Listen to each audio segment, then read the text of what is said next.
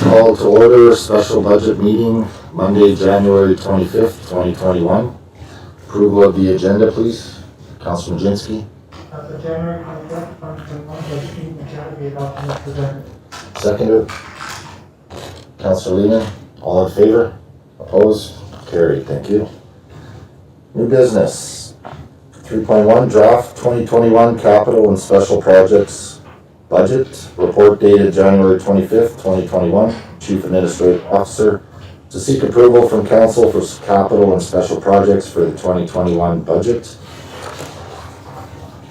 I'd like to bring a recommendation that council receive the draft capital budget plan for discussion. Seconder, Councilor Lehman. All in favor? Opposed? Carried. Thank you.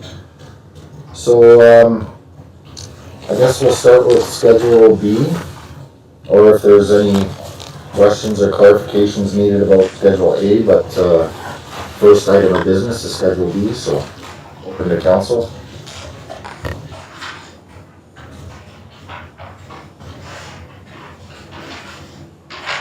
If there anyone would like to start?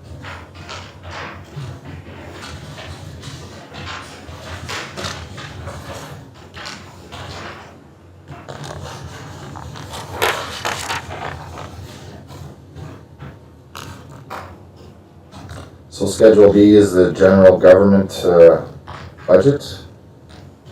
Someone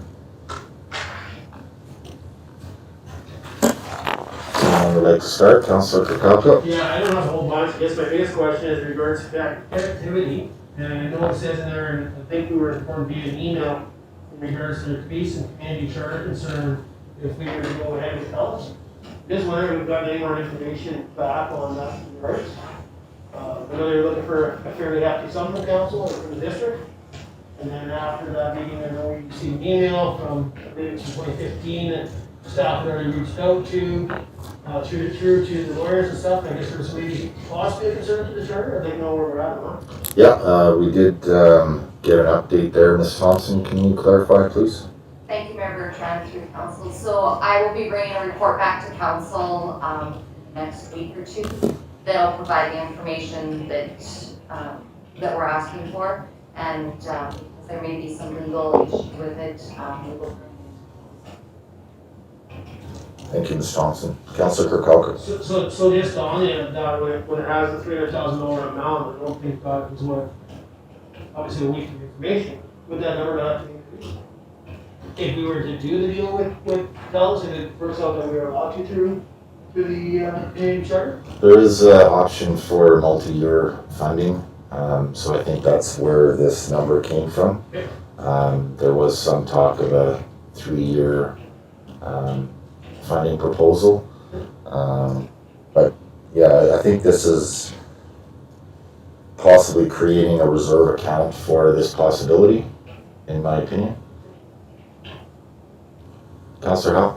And then, like, because it's coming from the Peace River Agreement, like, is that, you know, if we didn't have all the spending of the Peace River Agreement done, could we do that? Could we set up a reserve for something that we think we're going to spend the PRA on at some point in the future? It's possible, I believe. Ms. Thompson, can you clarify? Thank you, Member Tran, council. I need to verify that 100%, but I believe that if we earmark it for a multi-year project, we can do it that way, as long as at the end of the multi-year project, we are reporting it to PRA that those funds were used for a 3-year project. Yeah, and just to clarify, the PRA funding needs to be 80% to capital and infrastructure? Correct. Within the agreement, we need 80% of our spend has to be capital. Thank you. Councilor Norbury? Thank you, Member Tran. I mean, I'm in favor of the connectivity in this structure, as we are a little bit time sensitive in our commitment. So if we do want to see something happen relatively soon, it makes sense we have something on the ledger sheet to at least get us moving forward. Thank you.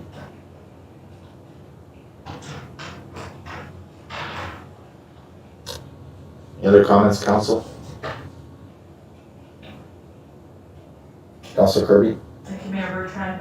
I like the thought of putting this into reserve and possibly since we've had conversations with Canadian Fiber, we might have to go to RFP on this, so just something to, I like the idea of putting the money aside. Yeah, we definitely have some options here. The option of RFP is part of our procurement policy and probably should be adhered to if council wants to stick to policy, but you know, do have the option to waive policy if we choose. Yeah, there's definitely some questions still need to be answered in that regard. Yeah. Any other comments? I really like the fact, Ms. Thompson, that we're actually accounting for the PRA funding as a separate column. I think that's really important to separate it instead of just general grants. So thank you for that. And just a little bit about the rail export study. I just want council to know and realize that this study is going to be an exclusive benefit to the Resource Municipalities Coalition membership municipalities. And we are going to have the availability of this study when it's produced to be able to strategize and plan for the future for this study, but before it goes out to the public. So we will have an opportunity to plan with that information as well. But it is a strict in and out. The coalition is not a corporate entity, so they needed a corporate entity to do the funding. An OCP review, I think, is definitely needed. Correct me if I'm wrong, Ms. Thompson, 2012 was our last updated one? Correct. 2012. 2012. Councilor Majinski? Tell me won't speak to you, so we'll have to launch our RFP process as well. The reason I ask is, after this one was done by the so we're talking about a lot of background information available. And if we can go to RFP and do somebody else, it might be a lot more costly because of the more background information that is about. So I just am curious on that, if we're stuck to this dollar amount here, where they can come in under that. Yeah, especially if services and stuff as well. Yeah, I'm suspecting the dollar amount is an estimate with possible contingency as well. Ms. Thompson, can you clarify on the procurement, please? Thank you, Member Trent, Council. So the OCP review, we are estimating at 65,000. Our intention had been to go with Urban Systems because of their knowledge, and staff will be bringing a report back. Not because the question was asked from Council about RFP. Bring a report back to Council.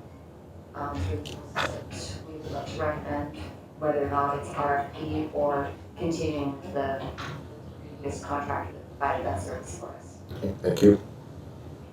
Other comments?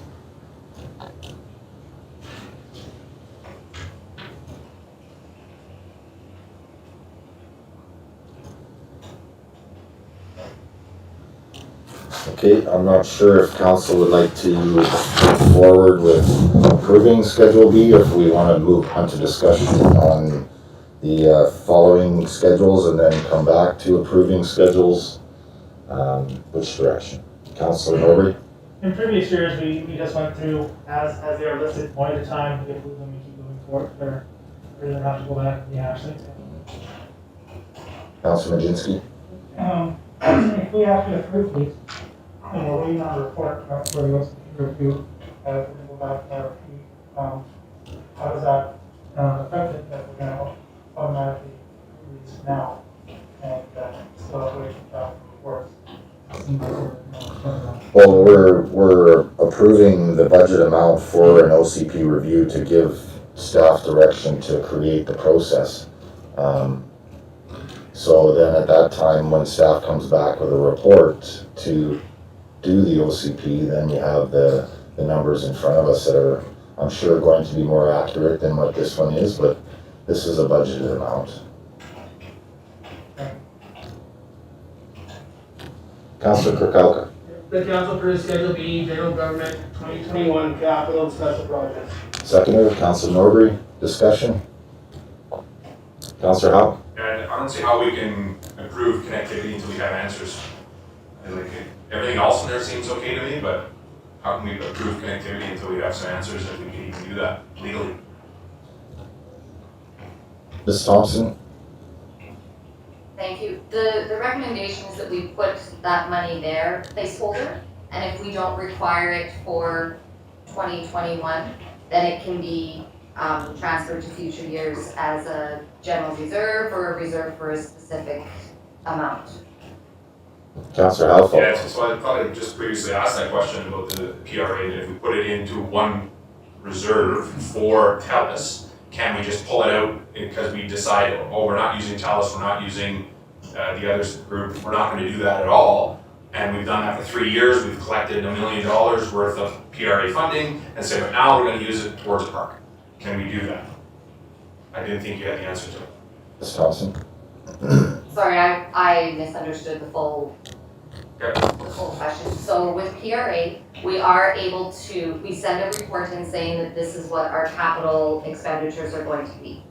Then there are times where we can amend it, like if we have another project that we can say, well, we didn't do this one, but we have this one that we can substitute. So it kind of changes throughout the year. This is proposed funding for PRA. So if we do have something that we can't use or we don't do, then we'll actually bring something back saying, you know, we found this project and we put this here for PRA funding. So it's kind of a bit of a living document for PRA, but they are very good to deal with if we have to change projects or put something else in. Councilor? So then, should we think of that as that's what we are creating, is a $300,000 reserve fund to put in connectivity and TELUS, or not just TELUS, connectivity and television? We are going to create a reserve fund for it? Ms. Thompson? Correct, Okay. that's the recommendation. Okay.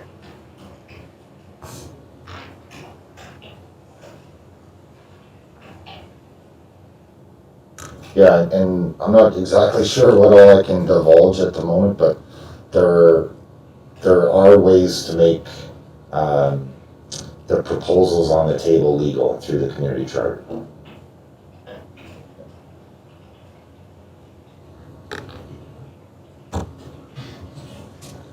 Any other discussion in regards to the Schedule B? All in favor? Opposed? Carried, thank you. Schedule C, Economic Development, Proposed Funding Draft Budget. Again, up for discussion. I'd like to start, Councilor Norbury. Thank you, Mayor Burkett. So I'd like to voice some concerns that I have in regards to our development. I definitely see, like, we did a study, we know that people want different types of lot sizes in our community. But looking at the cost in regards to the saddle club specifically, the saddle club, the potential cost to those lots that we can actually sell those to are above what people in that survey we did want to pay, right? If they're looking for $40,000 for these lots, and cost estimates are quite a bit higher. And I'm concerned that we are going to spend this much money on lots for 11 people. We might sell some, we might not. I think it's just a risk that we should not be getting into. I do recognize that we need rural lots. I just don't think that we as a municipality should be taking that lead, because I think we're potentially holding the bag, so to speak, on these lots. I'm not there. Yeah, and the cost you speak of would be for cost recovery of the entire project, right? If cost recovery was to be implemented through the purchase price, then it would be unaffordable to the standards that we've laid out at the moment, right? Councillor? Yes, but then we did get a clear picture on people only want to spend $40,000 and they're uncertain on lots. Right? $300,000 divided by 11 is 30,000, 27, right? Then you add in the cost of the road, putting in the poles, the services, and that just balloons beyond what I think people want to pay. And, yeah. Well, I completely understand, the survey results saying a certain limit to what people wanna pay, but, well, I certainly don't wanna pay $100,000 for a new truck. You know, I'd love to pay $30,000 for a new truck, but unfortunately, they're $100,000. You know, it's, I get your concern, definitely, but I think there's a lot of questions that still need to be answered in regards to standards of what, and development standards of what we wanna develop in there. I think there's many factors involved to possibly, you know, create affordable living out there, but, yeah, I do understand your concern, for sure. Sorry, Councillor Al? Yeah, just make a comment in regards to that particular one that Councilor Murray is talking about. So first of all, that survey that we sent out, we talked about this many, many times, that we can't make decisions based on what the survey gave out because the survey was flawed. We have information that was not given to the people that were given the survey, particularly around the size of lots. We were told that a lot that's over 5 acres in size, we do not have to service it. And that was not given to anybody during the survey. They were given sizes. Would you like this size? Would you like this size? Check one of these off. The information from the survey was brutally flawed. I've been upset about that survey since the day it came out because I was concerned that this day would come that we would start making decisions on it based on a survey that we can not even remember what the information was on it from 3 years ago, and we have our perception of what we felt that survey represented 3 years ago as what it does today. So that's my big concern. Another one, I think the mayor touched on it, was very, very good, is that if we did it to the standard that was originally produced to us that said build an engineered road and pave it and pave the Saddle Club and pave all this stuff in here, your road cost is gonna be $1.3 million and you gotta have a loop, and there was all these things in there that didn't actually need to be in there that would drive the costs up. The idea from these rural lots from the beginning was to create rural lots that were affordable. And we were going to try to come up with creative ways to make them affordable. Not get them to the point where they are the same as a district lot in town that has water, sewer, power, and everything, perfect road clearing. It's not supposed to be like that right from the beginning. It's supposed to be a dirt road. It's like more of an industrial area. It's for a welding business to get going at it. And there's a ton of spin-offs that we can create businesses out on little lots that are out in that area that are 5 acre lots or maybe bigger. Also, to use the number of 11 lots is not an accurate reflection of what could actually be produced in that area as well.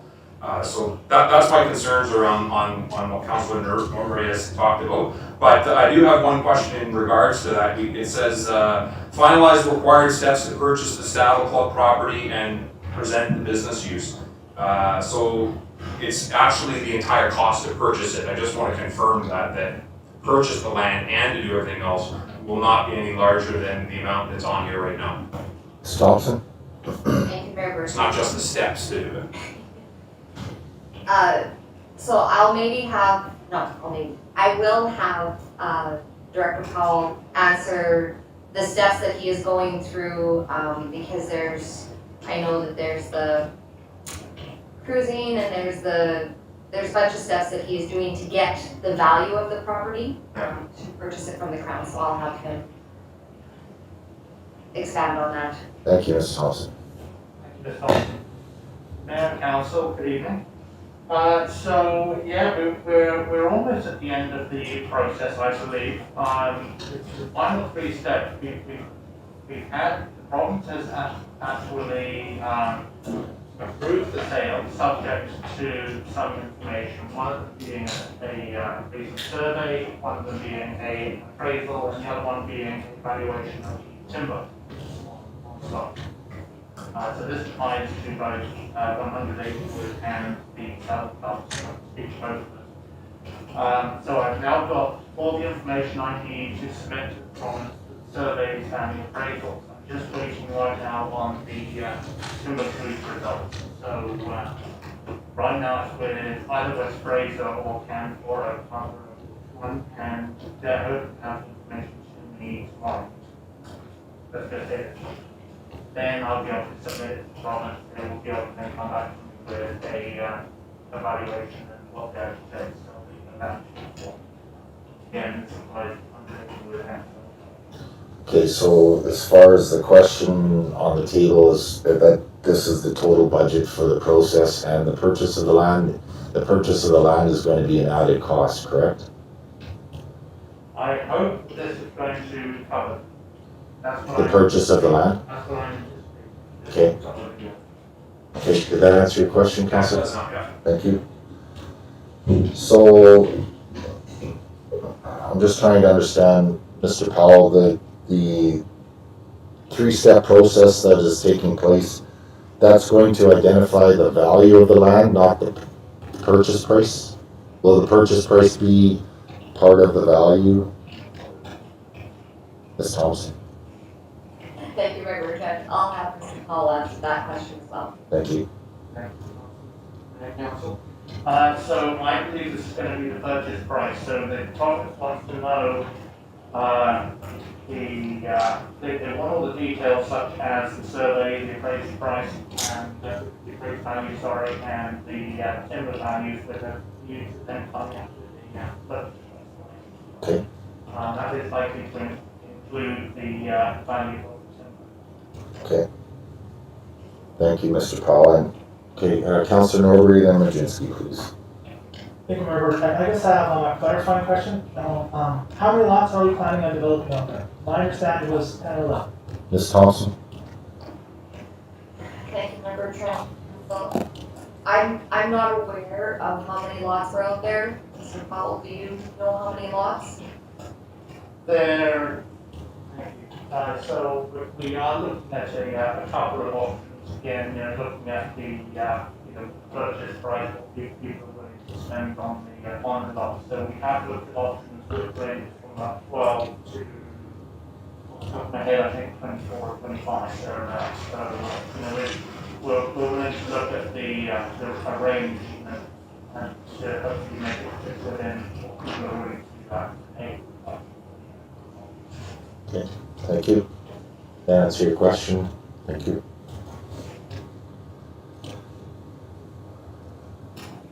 Councilor Majinski? Just one more follow-up question on that. So I understand there's a lot of timber on the list, but was the Calico area not logged and the timber value quite poor there at the time? So probably saying that would be very high of value for them. And how does that directly correlate to the actual value of the land? Will that come down, or how does that exactly work there? The timber would be looked upon as an asset to the province, so it would need to be incorporated in the purchase price of the land. Councilor? And wasn't that law required by community forest? I believe so, yeah. Councilor Norbury? To speak a little bit on that, it's going to come forward in a report, so I didn't want to, let the cat out of the bag, so to speak, but community forest can assist us in reducing the value of the cost by selectively harvesting in that area. But it's a trade-off, right? It's cheap for us. The people who are purchasing that land may want it. So there's opportunity there, but then again, there's costs as well. Thank you. Councilor Lehman? Thank you. Just a little bit curious. I realize we need the value for the timber, but does that mean that if we do end up getting this land and selling these lots, that this area is going to be logged, just like the one out towards Quintet? No, not at all. No, the province needs to see the value of the land that they're going to be giving up or selling. It's just like an appraisal on a house, right? So the decision to log would be the community's, not anybody else's, if we were to buy it. Councilor?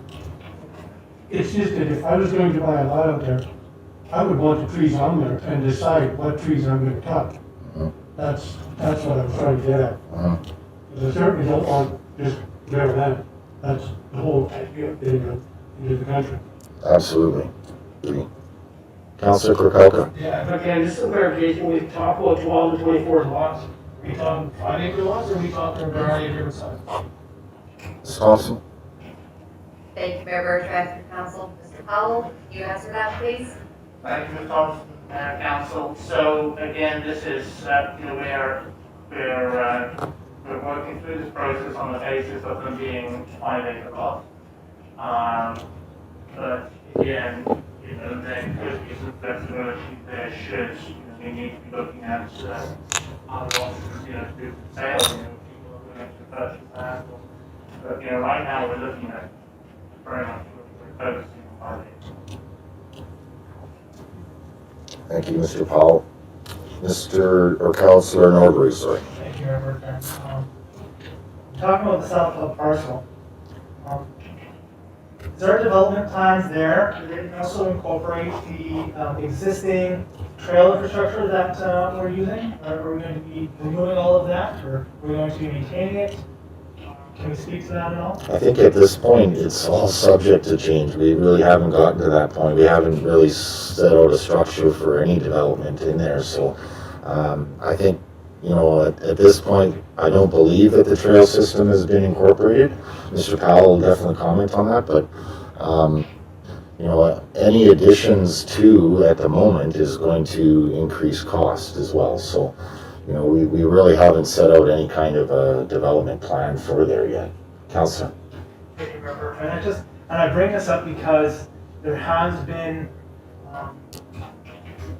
concern about losing all of the investment in developing these trails in that area, right? If they weren't just done, well, even if they were just done by volunteers, that's still man-hour, you can't put a value on it. And I think just should not be lost in our development plan. If we have something of value there, we should just trade one for the other. Mm-hmm. Yeah, I see your concern there. Councillor Majinski? Thank you, Mayor Bertrand. What is the 12 acres that we're requesting for here? Ms. Thompson? Mr. Powell? Sorry, I missed the question. The total amount of acres on that parcel, On the on the Saddle Club.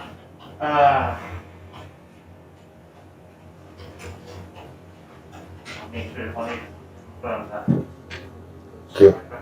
Got the information with me. Okay, thank you. Any other comments?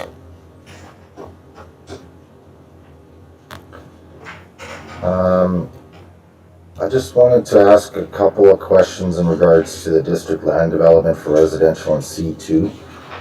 We did get this attachment to the agenda with the identified parcels. I'm just confused, and I'm wondering where the direction came from, Ms. Thompson, to look into this land for development.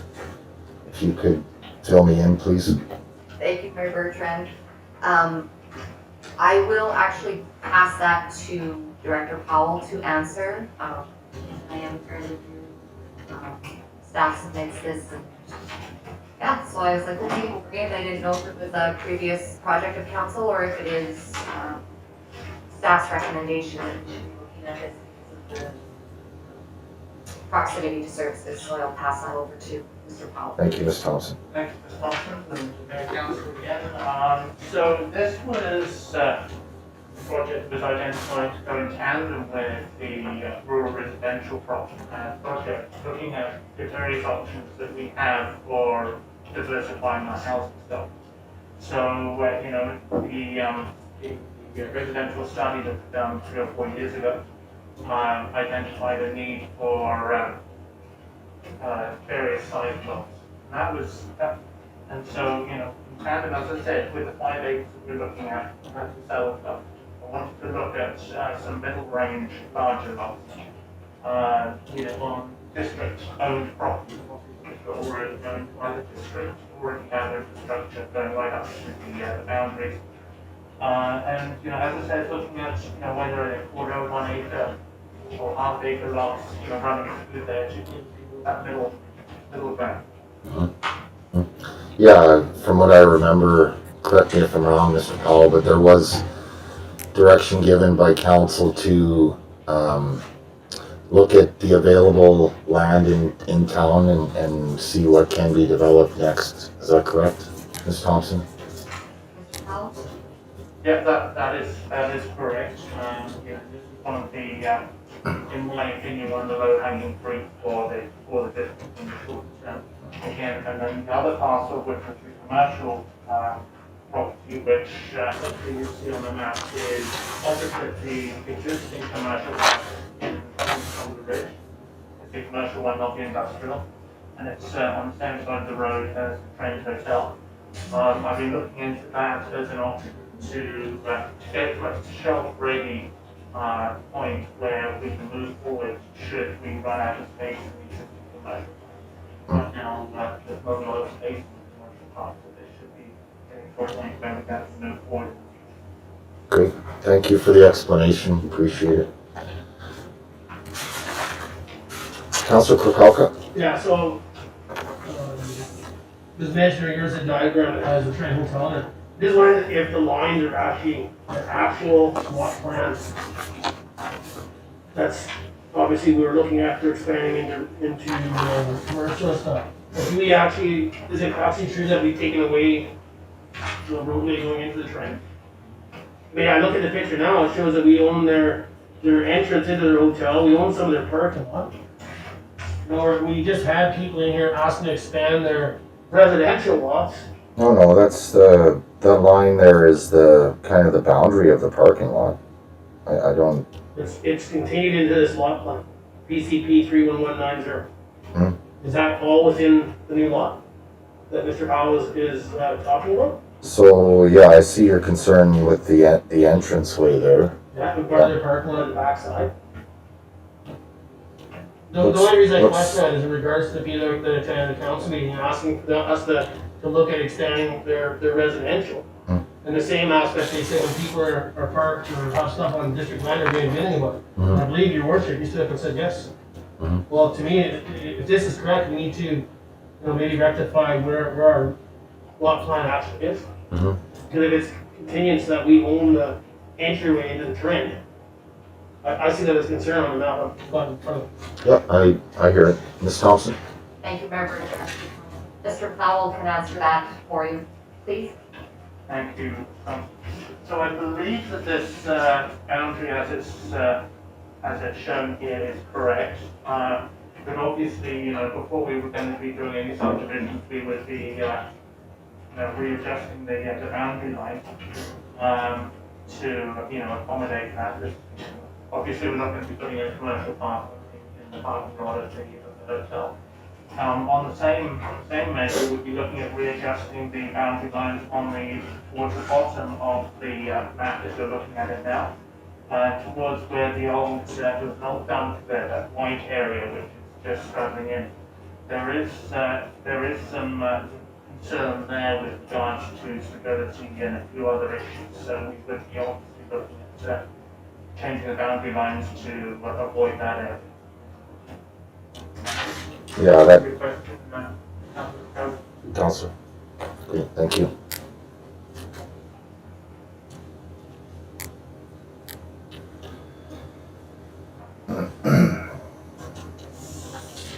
And Ms. Thompson, could Mr. Powell just give a brief explanation of the labor market partnership again? I know we have talked about it in the past, but I think it'd be beneficial for council to hear it again, please. Thank you, Member Trent. Mr. Powell is here to talk on the labor market partnership. Powell? Thank you. So yeah, the labor market partnership is a program that's run by the Ministry of Social Development and Poverty Reduction in St. John. They have worked with us in the past on several other programs, such as the job creation programs that the Chamber of Commerce ran a few years ago on the trails. And so this project I'm envisioning to be a continuation of the business walks that we did towards the end of last fall.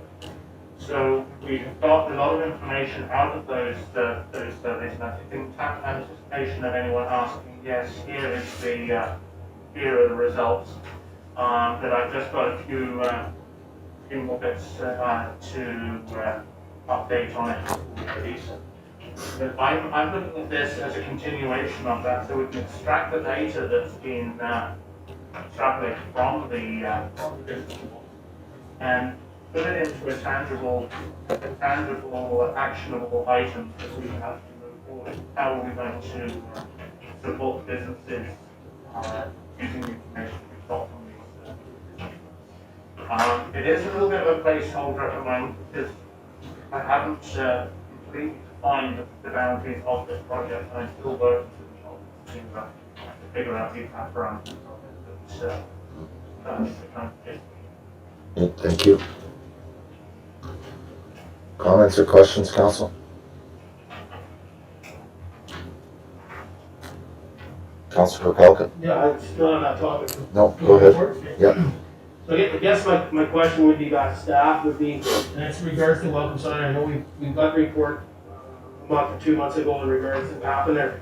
But I see it says 140,000 for carryover from surplus. Well, are we not asking for a new $30,000? Yep. Right, so it's not carried forward, is it? Wouldn't they be asking for an extra 30? Like they have to carry over the 110 that hadn't been spent. I believe Of another 30. I believe the 30 will come from a carryover, but Thompson, can you clarify, please? Thank you, Member Transport Council. So, yes, we are asking for an additional 30,000. 110 is money from the project from last year. We do have money that was left over from capital or what would normally flow into surplus. So we're not asking for new capital to come out of current taxation and grant. We do have some funds that were from last year that weren't spent that we could use for this. So it is new money, but not new money through taxation. And the surplus funds was from the capital budget last year, correct? Councilor Krupelka. Yes, so my question would be back to staff again. 30,000 that was the carryover from other capital that didn't get done or got done and came out of the budget. Do we know where that 30 grand's from? Ms. Thompson? Thank you, Member Trent. So we're currently looking into funds that were left in 2019 and 2020, and I'll be able to provide a deeper report on that right now, but at this time, I just have preliminary figures. Councilor? So I think this discussion came up last year. Ms. Thompson, I know you weren't here and that's fine, but do we have a list that council can have of what was budgeted for in 2019? 2020, sorry. Oh, wait. That was budgeted for in 2020 in our budget. What was spent on that project and what was left over and what went over? Do we have a list like that? I think it's being created at the moment. As you can see on page 4 of the report, Ms. Thompson, please clarify me if I'm incorrect here, but we're starting to review 2019 and 2020 capital projects and carrying those carry forward numbers over. $742,950. Can you tell me, Ms. Thompson, if that's 742 is allocated money or is that extra money? So at this point, what I'm finding is that money, there was some money budgeted in 2019 that wasn't carried forward into 2020, and it was rebudgeted for in 2020. So we had the funds in 19, and then we had the funds again in 2020. So it wasn't carry forward project. So that's what we're currently looking into. Or there is cases where a project was under budget and there were funds left from that as well. So I can get a list of 2019 or 2020 or both years. Both, please. Yeah, both years. It might take me an extra little bit to find that information, but we can definitely bring that back to council on what was budgeted and what was spent. Thank you. Per project. Councilor? Yeah, thank you. And I didn't even report seeing it was coming, but I'm just curious if I'm on it and we're hearing that now. So this is the same question I asked last year in regards to items that were in capital projects budgeted for in 2019 and what was left over. We never ever received that report. So I really want to see what we budgeted for in 2020, what was spent on that project, or maybe the project didn't get done for whatever reason, whether it's through contracting or whatever, we were late to get it done due to our seasonal up here. I really want to see that because I think last year I asked that same question, or we had double dipping when we don't spend it in 2019 and then we added it to our taxes in 2020. Well, that's what it just sounded like we did. We had a carryover from 2019. but then we rebudgeted for that same project in 2020, or the That's same right. project, I'm not sure. Yep. But that's to me, is that not double taxing our taxpayers for the same project? Yep. So that was the last, Double allocating, I would say. you know, that's why I asked that last year, we never received steps. I think it's very important, I understand the budgeting and the lineup of stuff coming back from staff, that get staff getting the information to go produce. To me, it should almost be the same time, you know, we see that from the previous year, at the same time we're starting to talk about budget. Sure. So we can Yep. actually see what we actually budgeted for in 2020. The carry forward report. Carryover, Yeah. came on there, something, I mean, or goes over. If we have projects that we go over for whatever reason, please do it, but Yeah. that information is important. Absolutely. You know, this is Ms. Thompson's first budget here in Tumbler Ridge, and she is certainly discovering a lot and also finding opportunities to improve as well. So thank you very much, Ms. Thompson, for finding this accounting. It's really important, and I like that idea of the carry forward report at the end of the year. It makes it much more transparent, and realistically, this budget this year is much more transparent to me of not only our reserves but our carry forwards as well. By showing the new capital column, it makes a lot more sense to me, and I think that transparency is going to improve and continue into the future, most definitely. Any other comments, council? Questions? Councilor Kirby. Mayor Bertrand, since we're on this topic of the 742,000, does that include the transfer from carry forward surplus of 636,500? Ms. Thompson? Thank you for Bertrand. No, that is in addition. Thank you. I also am aware Ms. Thompson is finding old reserve accounts that have been set up but are not really being used, so it's a good thing.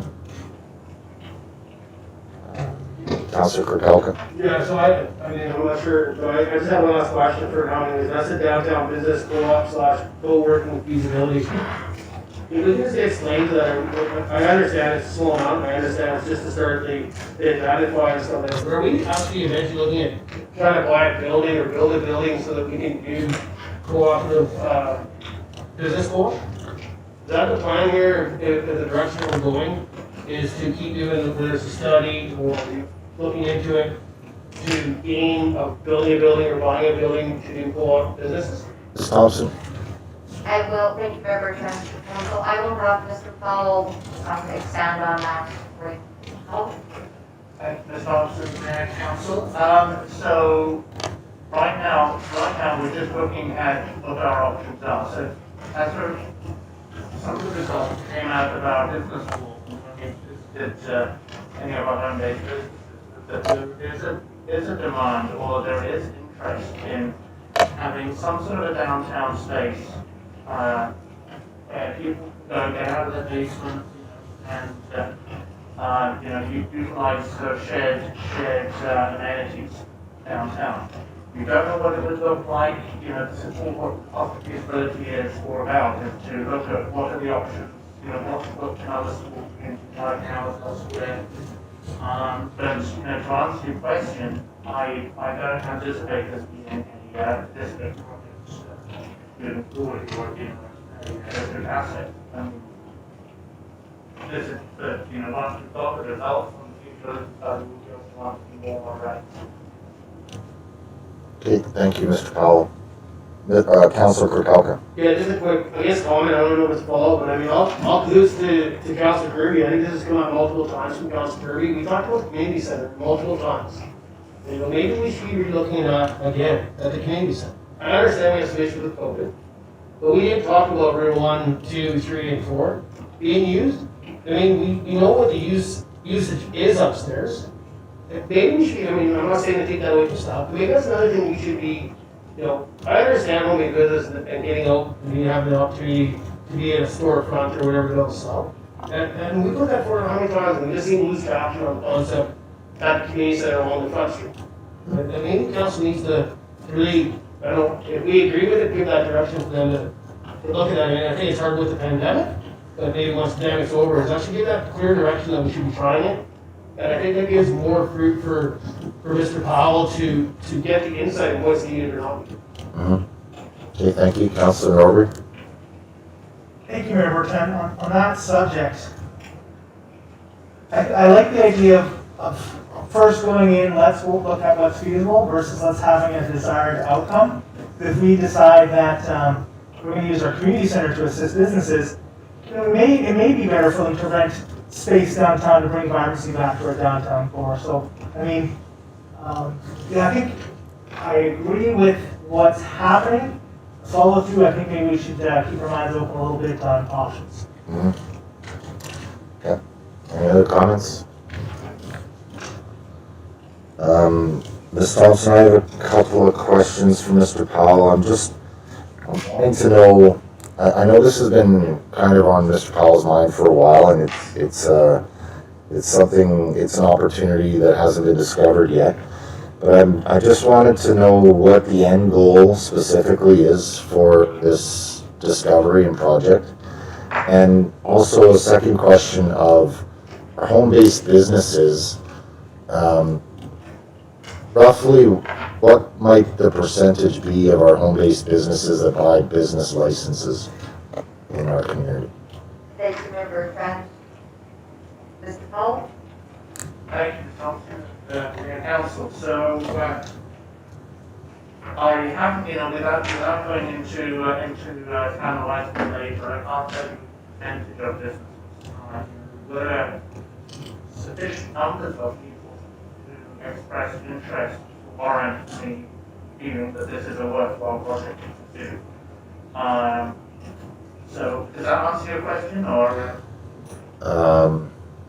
My concern is a majority of our home-based businesses hypothetically are not buying business licenses, and we're spending staff time to explore the possibility of setting up and assisting in some way to that home-based business.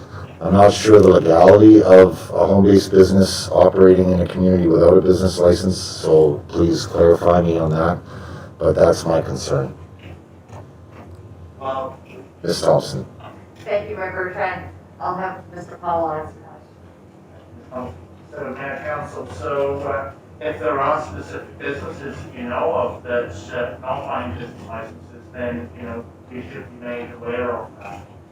They should absolutely be buying that business licenses. And if there are specific ones that you are aware of, let us know, we can follow up on that. So, really that's... So in your opinion, the majority of our home-based businesses are buying business licenses? I'm just curious because... A lot of them, the ones we spoke to obviously are buying business licenses. During the business walk? We're not going to any businesses that haven't got them. Okay. Yeah, okay, that's really my concern is, it's, I definitely understand the need to explore the possibilities, but if the follow through on the businesses sides aren't complete, then why are we going through the trouble? That's my concern. Councillor Kirby, then Majinski.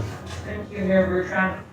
Also for those, on top of it, we have bylaws that state that you can't have a business in a residential area, but we have okayed it in some circumstances. So also we have bylaws that don't actually, that we don't stick to, and we make different recommendations. We're letting businesses in residential areas. I mean, you'll see more businesses come out if that's not an option.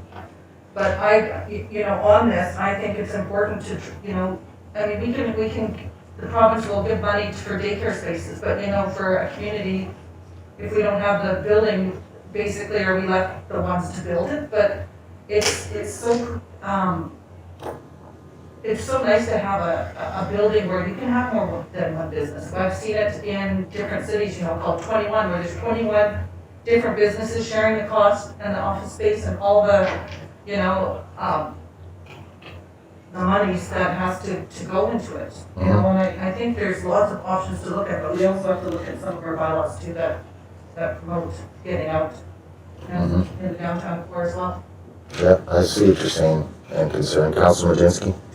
And for our visitor information center, they're enabling small businesses to provide products in there itself.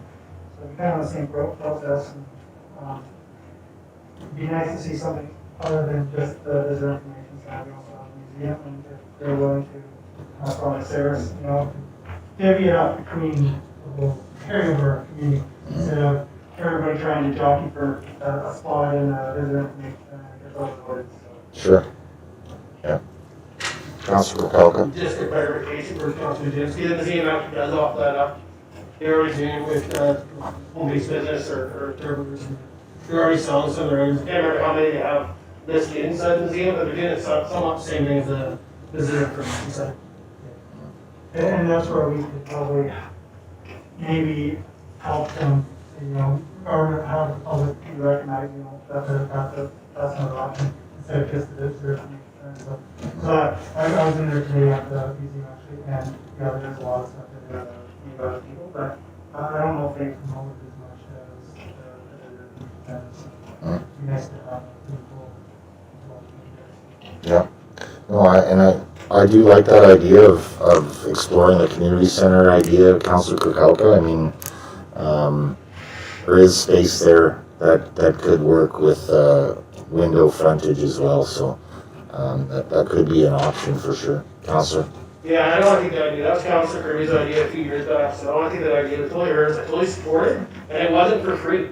And I think Councilor Mowbray mentioned about existing business, but I don't believe any councilor was looking for it to be free. I think there has to be a fee in it, it was a testing thing. I just think we need to put an option, if that's the will of council, the option for staff to look at that. I think it gives or staff, or I shouldn't go to Mr. Tom, but to staff, maybe gives them some more criteria to get the feelings out there and realize that it is worth it. Have another business take it over from the district or however that they figure that's going to work. But maybe it does show some reasons why we should do it. Yeah. Any other comments in regards to Schedule C?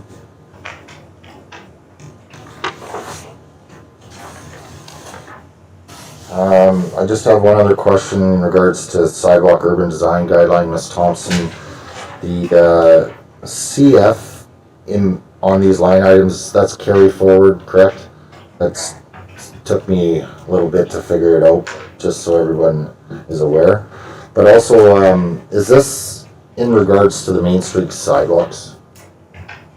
Ms. Thompson? Thank you, Member Trent. Just saying a second. Oh, sorry. Go If ahead. we have the discussion, I did see it on there, and I was actually meant to ask for it to be removed. If you're doing a discussion, I think I need to be by one business sidewalks. I think there was something in before, Yeah. This could be. Yeah, so I just wanted clarification on if it was sidewalks or not. So if we get that clarification, then you'll know if you need to remove yourself, correct? No, I think I'll remove myself for you. Okay, thank you.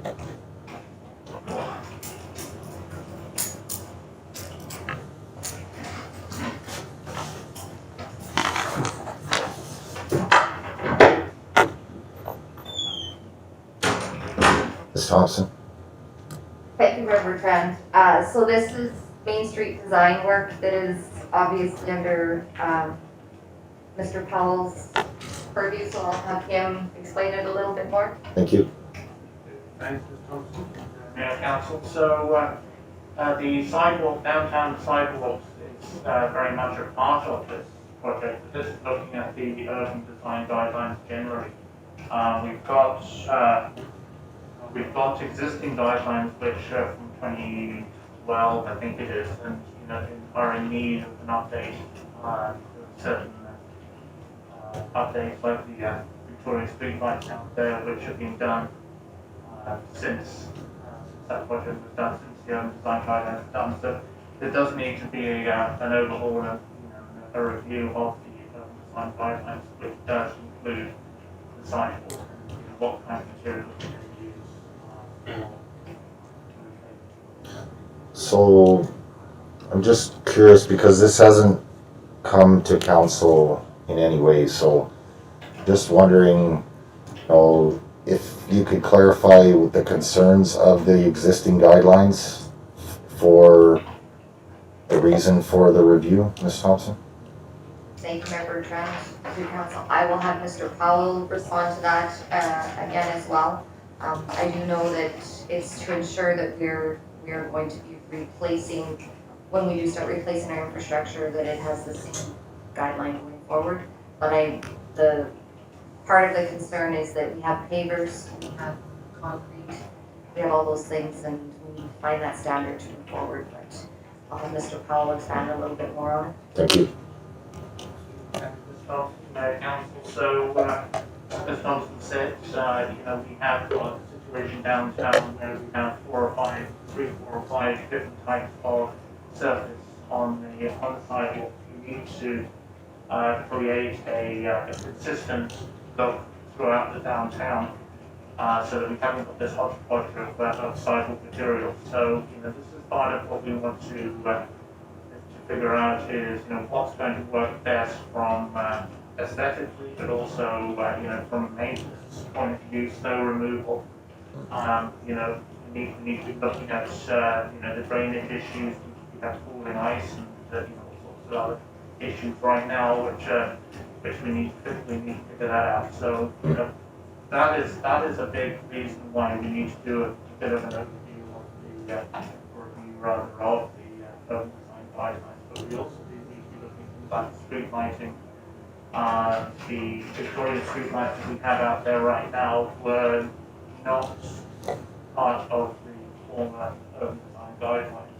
I don't know the history behind that, but they're not part of the urban design guidelines, so we need to now incorporate that kind of style into the new urban design guidelines and ensure that any new street furniture which is introduced to the town complements and builds on that. Thank you for the explanation, Mr. Powell. Do you see this guideline being important to have in place before we have a rehabilitation plan for the sidewalks, Ms. Thompson? Thank you, Member Bertrand. This is definitely important when we are considering our costs on sidewalk replacement. We do know we have drainage issues and we have to work at fixing those, but it also affects the cost, what we're going to put down when we do the rehab. The pavers, the slow pavers, if we are going to do just straight concrete, do a stacked concrete, all of that stuff really affects the costs, which we can't bring a plan back until we know what those design standards are so that we can bring an accurate cost back to council for the materials that we would like to put down. Thank you. Councilor Norbury? Thank you, Member Bertrand. The only comment that I wanted to make was, this was brought to council. I brought it through a notice of motion, to address, and I won't take credit for it, everybody in our community telling us that our sidewalks are falling apart. And it was like, well, let's take a look at all of our sidewalks. Let's try and add some into our downtown core while trying to fix these up. So I absolutely support, step one, let's decide what we're going to do to everything, and then we can do it all at once. We can do piece by piece, whatever, right? But this is the first step to getting our downtown functional. Yeah, no, I definitely agree with it. It's important to have that kind of structure in place to make it consistent. Yeah, thank you. Any other comments, council? Grab Councilor Kukalka, yeah. Thank you.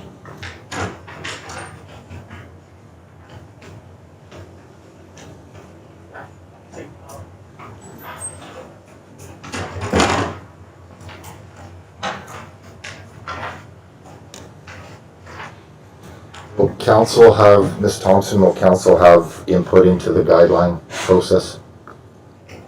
Thank you, Member Trend. So what we're looking at right now is to see what our options are, and then we will bring those back to council and say, do we want to see option A, which would have pavers, option B, that we're replacing everything as it is, or option C. So there will be options. Sorry to cut you off, Ms. Thompson, I hate to do that. Are we still talking about the same thing? We're talking about the urban design guideline. Yeah, Correct. I still don't want to confirm that. If we can just split that out of this Schedule C, like even though I'm going, we can split that part out of Schedule C and do a vote separate. I appreciate it. I could be in a huge conflict in regards to that, and that's why I own a business that has sidewalk that not sure your plans are, but I've been excusing myself, so.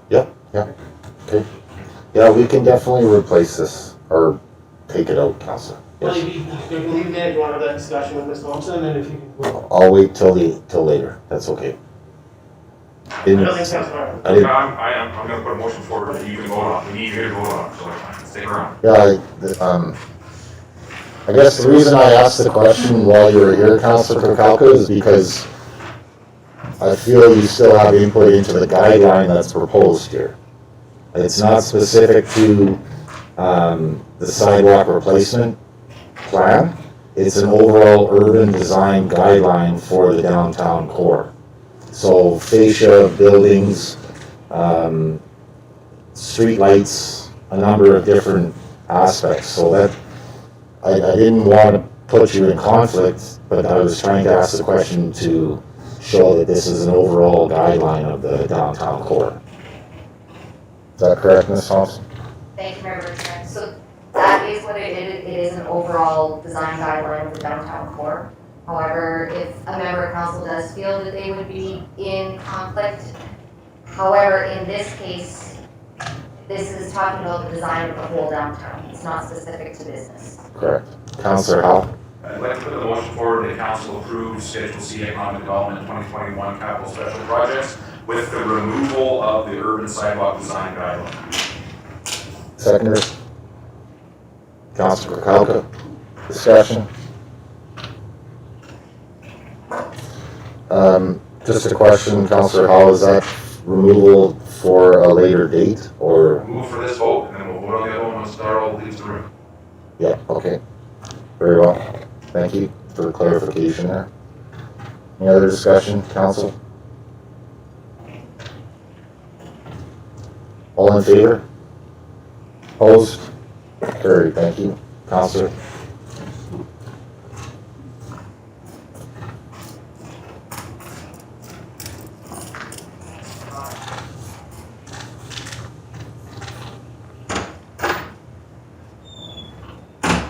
Councilor Howell? I'd like to put a motion on the floor that council also approve the sidewalk urban design guideline within Schedule C of the Economic Development. Seconder, Councilor Norbury, discussion? All in favor? Opposed? Carried, thank you. Thank you, Mr. Beal.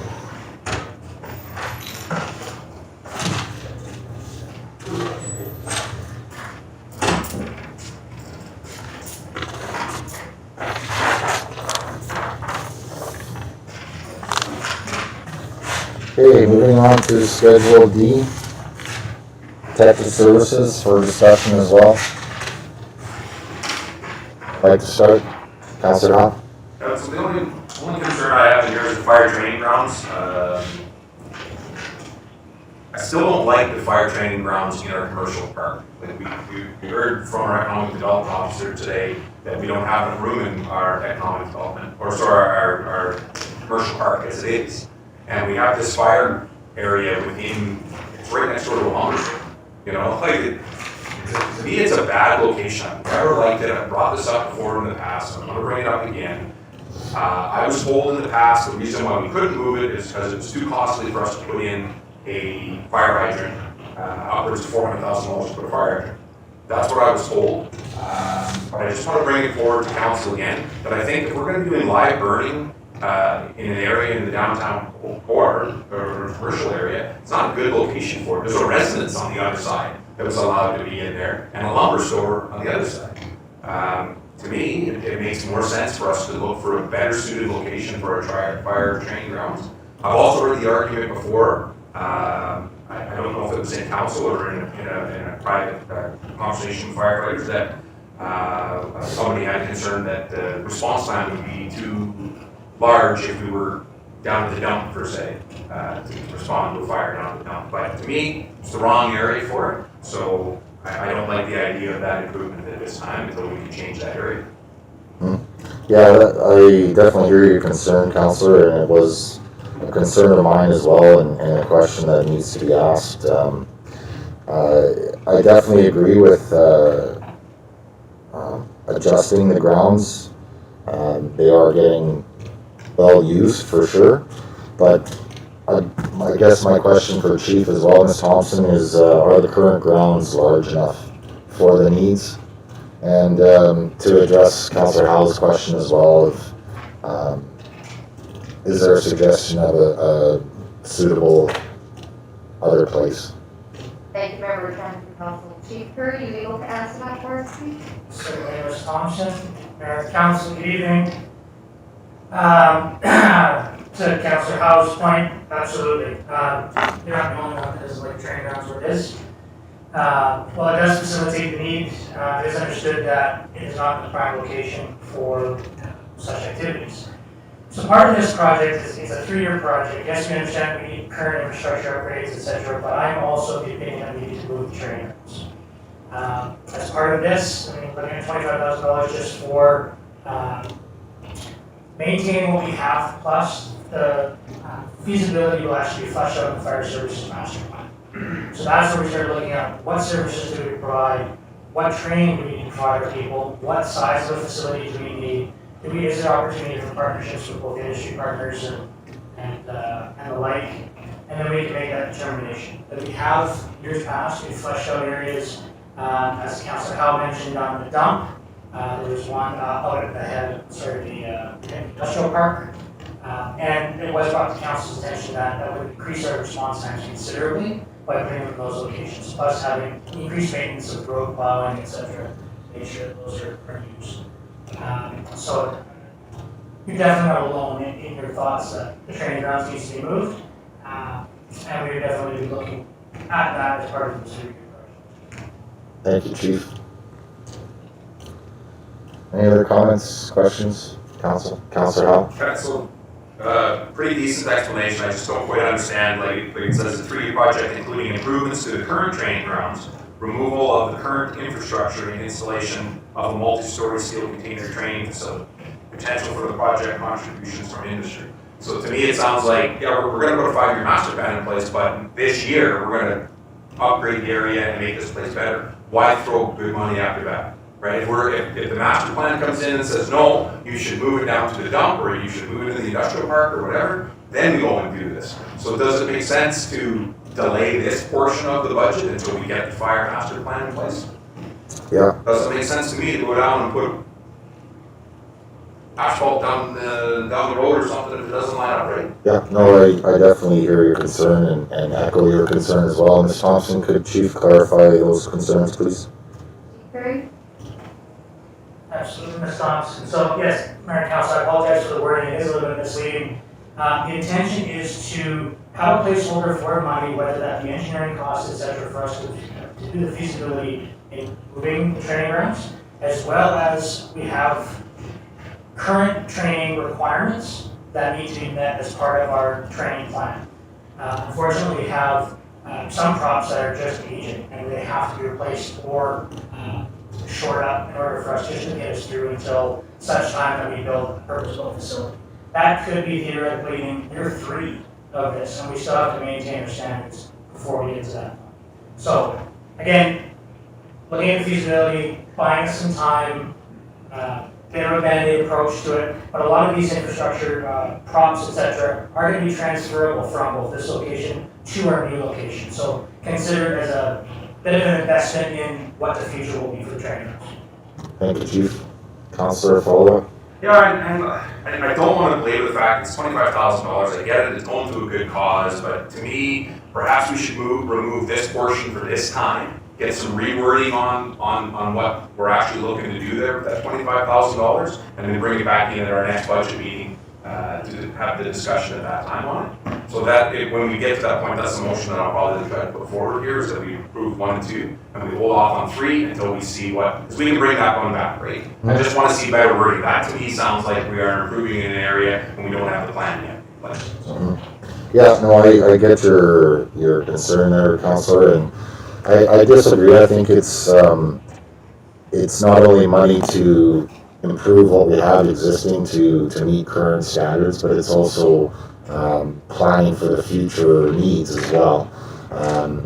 Buying a double-layer C-can and, some infrastructure for their training can certainly be moved to a more suitable site in the future if needed. But I think Chief has explained, what that 25,000 is for. Is, from what I understand, is there plans to purchase a double CCAN facility, Ms. Thompson, this year? Not just a multi-story steel container. Because if we're talking CCAN site, we need to do so.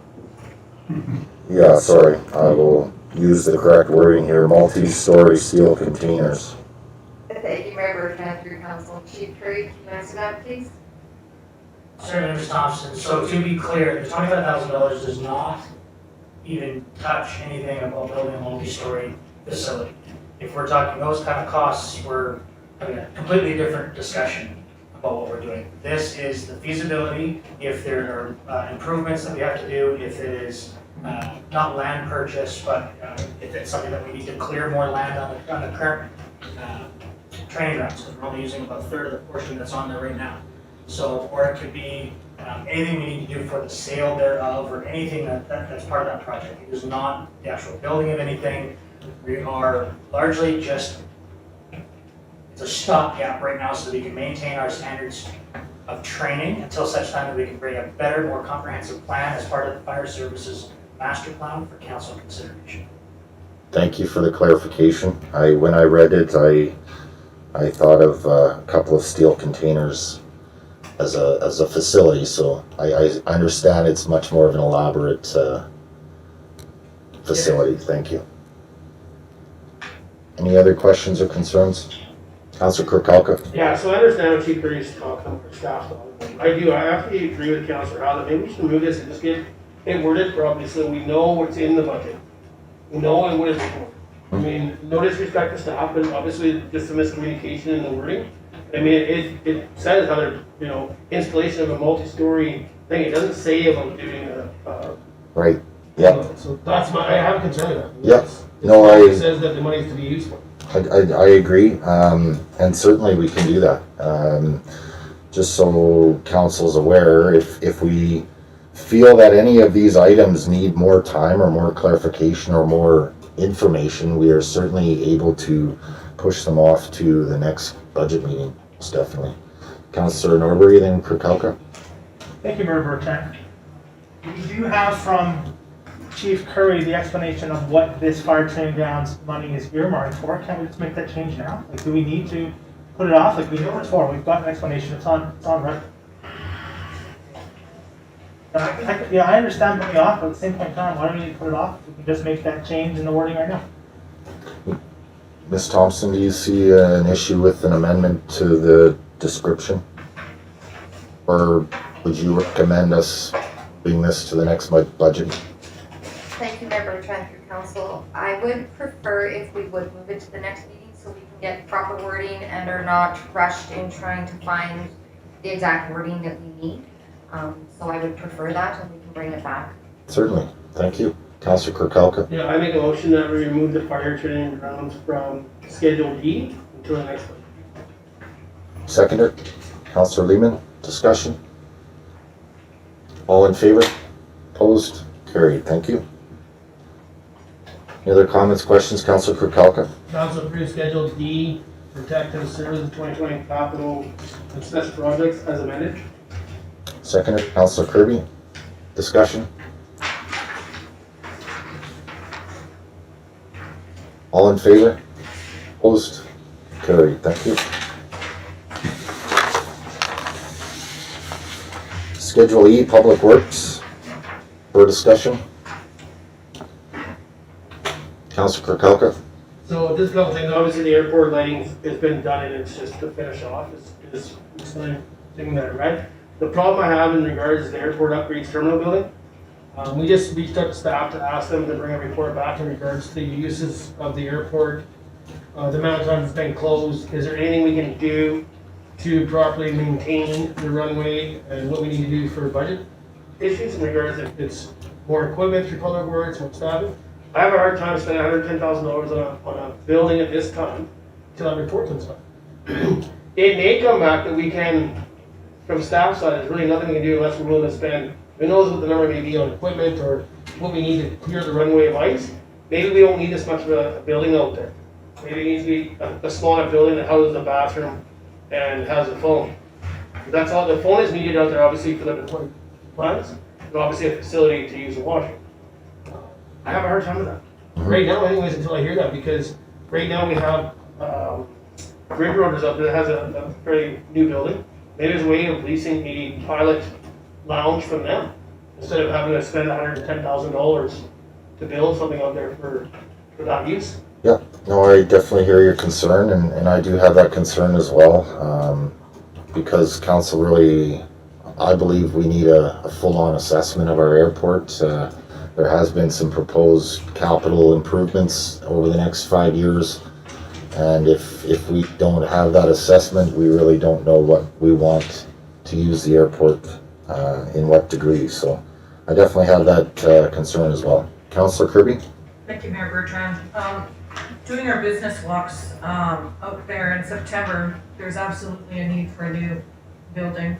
The phone line isn't really reliable, the washrooms, I mean, it needs an upgrade. $110,000 upgrade, I'm not sure of, I think it could be downsized. But with this report, was that including demolishing, or was that just kind of a guesstimate? I'm just trying to, because there's not really any, info on it. Yeah, Ms. Thompson? Thank you, Member Trent, through council. I'll have Mr. Beal respond to that. Mr. Beal? Thank you, Ms. Thompson, and Mayor and Council. So as you know, Council approved the airport replacement schedule last year. So the terminal building is scheduled for this year. The building, as you know, is an ADJOURNMENT trailer that is in really rough shape. It's gone through leaks. Only third of that building is being utilized. In regards to replacement, I recommend that we probably wouldn't get a fair resale value for it, just due to its condition. So it would be demolished, and that would be part of the contract replacement. Okay, thank you. Question came to mind, Ms. Thompson, would the fire department be able to use the current structure in any way? Thank you, Mayor Bertrand. Curry? Chief Curry is nodding yes. Yeah, okay. There's an opportunity there. And then, Ms. Thompson, Mr. Beal did mention that we are only using a third of the current building at the time. Does the new terminal building proposal, is that taking into account the square footage that's actually needed out there? Thank you, Mayor Bertrand. Mr. Beal? Ms. Thompson, Mayor, Council. So the cost estimates that I put forward in this budget is based on a similar building to what Ridge Rovers have. Log type structure. And those cost estimates actually came from the owner of Ridge Rovers. Which sits, that's going to be a little bit smaller than the Ridge Rovers. And so concurrent to the square footage that we're using now in our existing building? The square footage of the third of the Atco building would be similar. Thank you.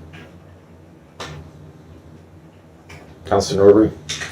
My only comment on the terminal building is, I guess the airport in general, like, is there a potential, while we wait, could we potentially lose out on our airport usability?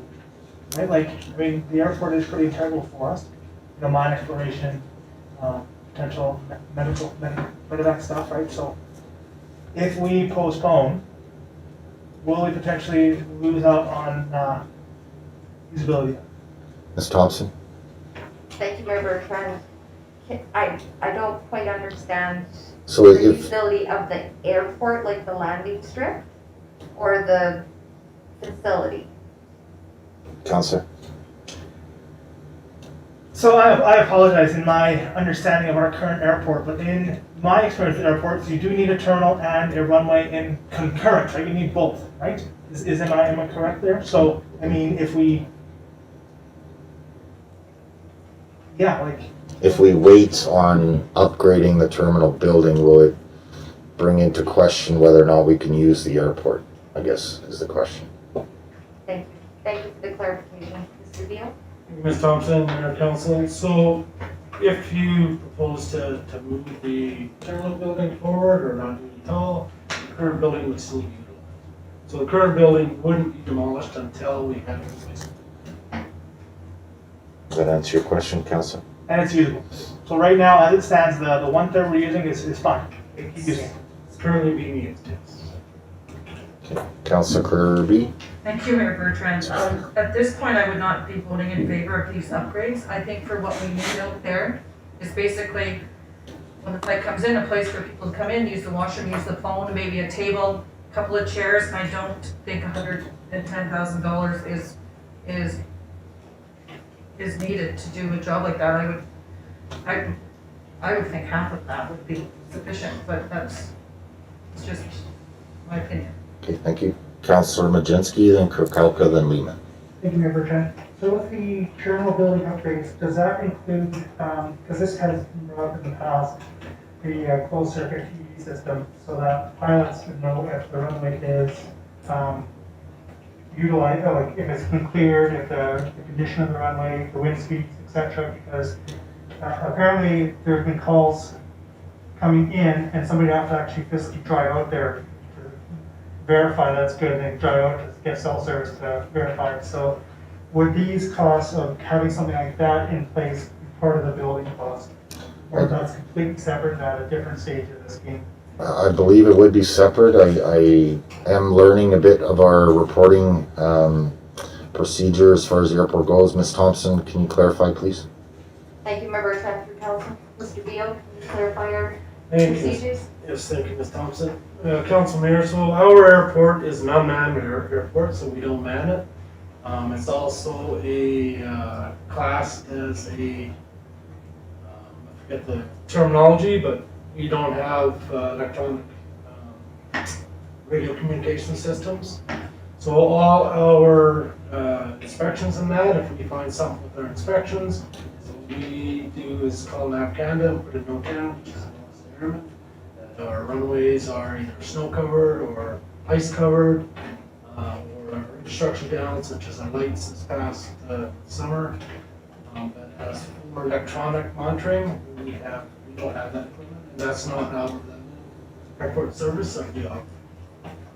Thank you, Mr. Beal. Councilor Kirkowka. Yeah, thank you, Richard. Yeah, that was my concern. I mean, it wasn't in regards to what the cost for the building was out there. To me, I just wonder if we should wait for that report so we understand, I guess from staff side, when we close our airport, and how long it's closed and why it's closed. How many months are we actually operational where we can land a fixed wing? There was just an evacuation here from town here last week. BC Air brought in a helijet because it couldn't do a fixed wing landing. And that's due to our airport being shut down due to ice. So I think fair to staff to get that report so we can actually see how much money, like, I remember, no disrespect to staff, I remember the report coming forward previous to last year and the amount of millions to spend to update the airport. And one was the lighting, and hats off to staff, it was a grant, the lighting grant, and that's been completed or just about done. But now it's other stuff. But how much money do we actually want to spend? Is there a way of actually looking at our airport saying, no, we only need to go this far? And it's not about not doing the building. I just think having that information so council can see how many months we actually land we can land an aircraft there because we actually have an airport that's open. My understanding, and Ms. Thompson will be able to correct me wrong, well, one, our airport's been shut down since December 31st for ice. But previous to that, I think it's shut down 30 different times.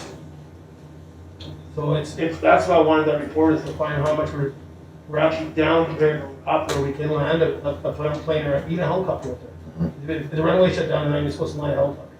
Even though the runway is shut down, they can land if they want, it's up to them, but it's still an airway. Like, it doesn't have to be an open airport for you to land. So, but that's my concern with the building. It's not about not doing the building or the cost of the building. I think that's, again, I think do that staff when they go and do that work and find something that works there. Yeah, I agree, and I do hear your concern, and I think we are kind of missing a bit of a master plan for our airport, absolutely. Councilor Councilor Lehman. Thank you, Mayor. I think $110,000 for a building that is rarely used is an awful lot of money. And I mean, you can probably pick up a well-site, self-contained trailer that has a washroom and like a sitting area for way less than that, and just take this one out, plop that one in, you're done. You'd be surprised how much those are. Trust me. Yeah, but Yeah. the way things are now. Yeah, no, I hear your concern. So I'll put forward a motion that we remove the airport upgrades terminal building from Schedule E Public Works. Proposed funding. Seconder. Councilor Kirkowka. Any more discussion?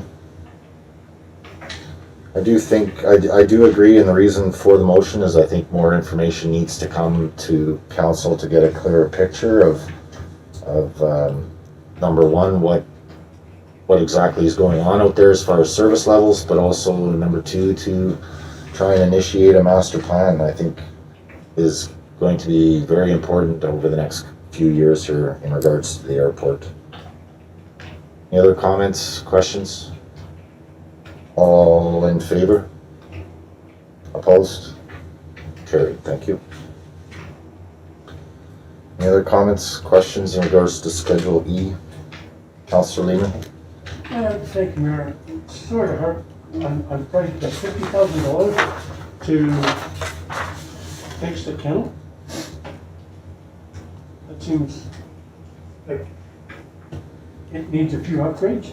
$50,000 is not a few upgrades. Yeah, you know, to be honest, I'm not really overly familiar with our dog pound, so Ms. Thompson, can we get a bit of clarification on the budget item for the dog pound, please? Thank you, Member Bertrand. I will have Mr. Beal respond to the dog pound building upgrade. Thank you, Ms. Thompson, Mayor Council. Yeah, so the dog pound's been in existence almost as long as Public Works has been there. It is used by bylaw in regards to animal control. We had probably about 6 years ago, SPCA come in and tell us that we were non-compliant. So we had to do some band-aid fixes there to be compliant, to help the animals. The upgrades we're suggesting is not just for inside the building. Also, there is modifications we have to do. The cat bylaw that the council's accepted, which means we now have to house cats. We added expansion to the existing building as well, plus all the yard outside area for exercise of animals will be upgraded. And the actual dog pound, is it located in Public Works Yard? That's correct. Thank you. Councilor Majinski? Yeah, Mr. Beal actually asked my question, is over what the upgrades were. Okay, thank you. Any other comments, questions? Councilor Howell? How do we set the life expectancy for district vehicles? Is it based on kilometers, number of years, or hours on the vehicle or PTO? Ms. Thompson? Thank you, Member Bertrand, Council. Mr. Beal? Ms. Thompson, Mayor and Council, the life expectancy for a fleet is based on a government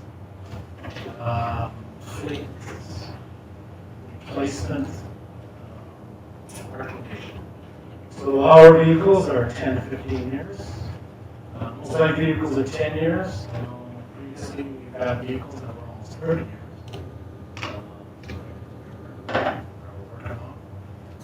So that's what they're based on. So just the years, they're just the years is the factor then? The life expectancy is based on years. Years. Okay. Councilor Howell, follow up? So I guess it's directed to Mr. Beal, who's going to answer some question, but do you guys go and look at that and say, yeah, well, it's 13 years, we've only got 50,000 kilometers on it, doesn't matter anymore, but we've reached that life expectancy in the next 2 or 3 years, we got to get rid of it? Or do you ever look at it and say, you know what, this is still a usable piece of equipment, we can bump this out 3 or 4 more years. Ms. Thompson? Thank you, Member Trump. Ms. Thompson, Mayor Council. So it is based on case by case. A lot of times it's dependent on maintenance costs, rising maintenance costs, use of vehicle. Heavy equipment, they have a longer life expectancy. For instance, our previous loader was 30 years, I think it was. We sold it. Changed quite a few turtles and that thing too. But it is based on condition. The schedule is a recommended schedule.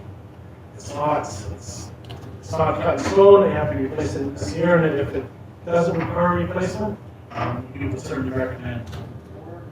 But it is based on life expectancy in years and what the rising needs us. Okay, thank you for that. The reason I ask is, the crane industry have been involved in some pretty high level budgets like this, and depending on the machine that we're using and our utilization on it, we're between 17 and 20 years on the crane that we use, and it's a heavy piece of equipment. And our utilization on that stuff is quite a bit higher than what the district uses. We look for a utilization of 200 hours a month. So, I don't think the district vehicles, I don't think we have anything over there that's 200 hours a month. So, to look at life expectancy of a snowblower for 10 years, life expectancy of your picker truck at 10 years just seems a little, seems low to me. And again, maybe it's not directed towards Mr. Beal, this question is more towards CAO. Can we look at that? To me, I've even heard from some of our district employees that some of the equipment that we replaced, they don't feel that it needed to be replaced. They get new stuff, they love their new stuff. But some of the guys that I've talked to over there said, I don't really know if we needed to replace that, or it was still a good piece of equipment, we weren't really doing repairs on it. And so, is there any way we can look at that to see if we can stretch some of this stuff out a little bit further? Yeah. Rather than having the size of the town hasn't changed in 35 years, and we've always got the newest and best equipment out there, but is there any way we can look at that to stretch the stuff out a little bit? Yeah, I agree, Councillor. The parameters, I think, or extra parameters could be included. That's some of my questions too, or kilometers of the vehicles. Ms. Thompson, do you see a review of that, please? Thank you, Member Trump. So I do understand what you're saying, and we are able to pull out labor and repair bills and everything on our equipment. It just takes a little bit of time to pull that information out. I'd like to expand a little bit on the picker.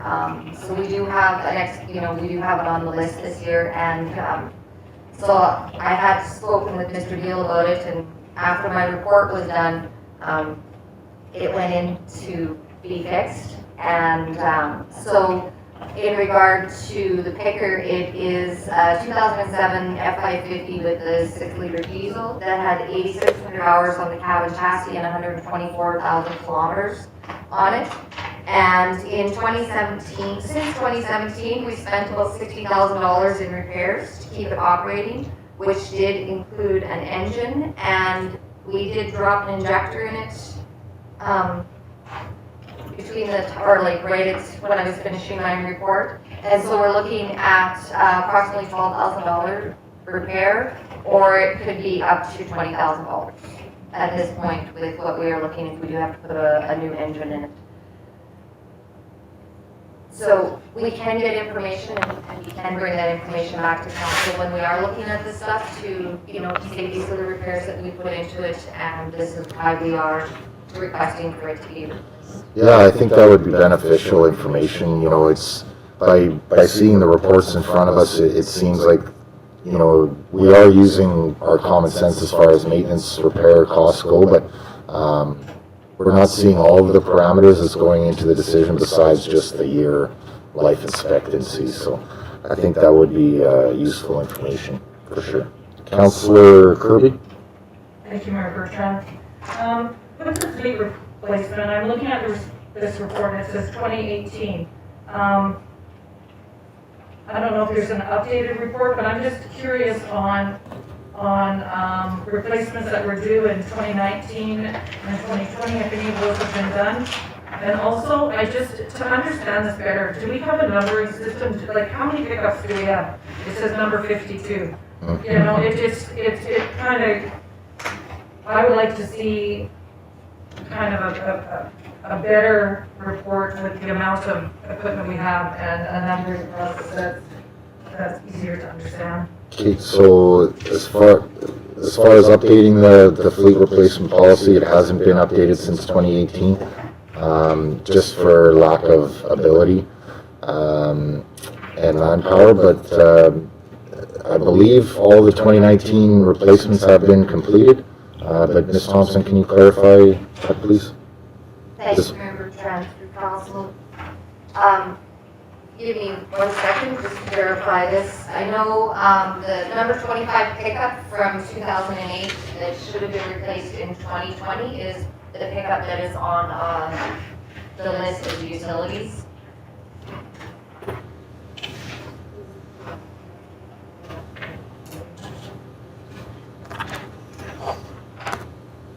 So I can confirm that anything under 2019 was replaced, and then in 2020, the 2008 number 25 pickup is on the list this year in the second request that shows the utility foreman vehicle, I believe it says. Okay. And that's moved into 2021. Okay, thank you. And as far as our numbering system with our pickups, can you explain that, please? They don't have a trivial answer that. So the consecutive fleet number, like, we just keep finding that, so once like number 2 is gone, then the next one has number 52, like how many pickup trucks do Yeah, I have both. So we? Okay, they're not sequential. yeah, Mayor, Council, they're not sequential because what I found with the numbering systems, if you start replacing numbers with previous numbers, it gets mixed up in the maintenance costs and the maintenance records, and so I try not to do that. It has been done on a few vehicles. I prefer not to. So that it's not sequential. So if you see number 52, doesn't mean you have 52. Okay. You can go by the list of how which ones they do. Rough estimate, Mr. Beal, do you know how many pickups we have? That was another question. Through the whole fleets, off the top of my head, don't count, probably. Doesn't? Okay. Councilor Kirby, follow up? Thank you, Mayor. I think that's good. That's good for now. Okay, thank you. Councilor Norbury? Thank you, Mayor Bertrand. You know, I know it seems like we want to get down in the weeds and sort of go in and take a look at these trucks, but that's what we have our managers for, what we have our CAO for, right? Like, I want to put my faith in our staff, our CAO, to oversee our public works department, make sure that they are not expending purchasing vehicles that don't need to be made. You know, I think that's us getting out of the weeds, you know, okay, so we want to know the hours on the crane. They're down there. They know what needs to be done. They know if the equipment is garbage or not. You know, I think us up here, I think it's kind of like that boss 1,000 miles away telling us how to do our job. You know, I think we gotta trust our staff and their replacement.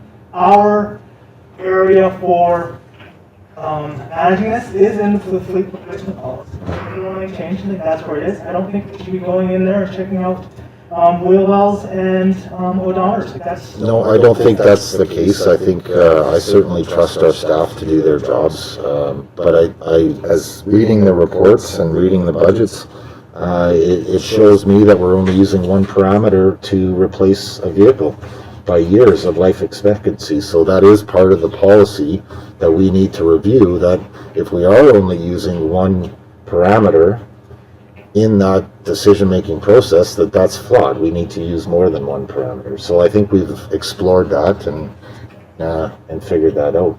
I don't think it has anything to do with getting into the weeds or mistrusting our staff. It's really an overall evaluation of our policy and if it needs tweaking or not. Councillor Lehman?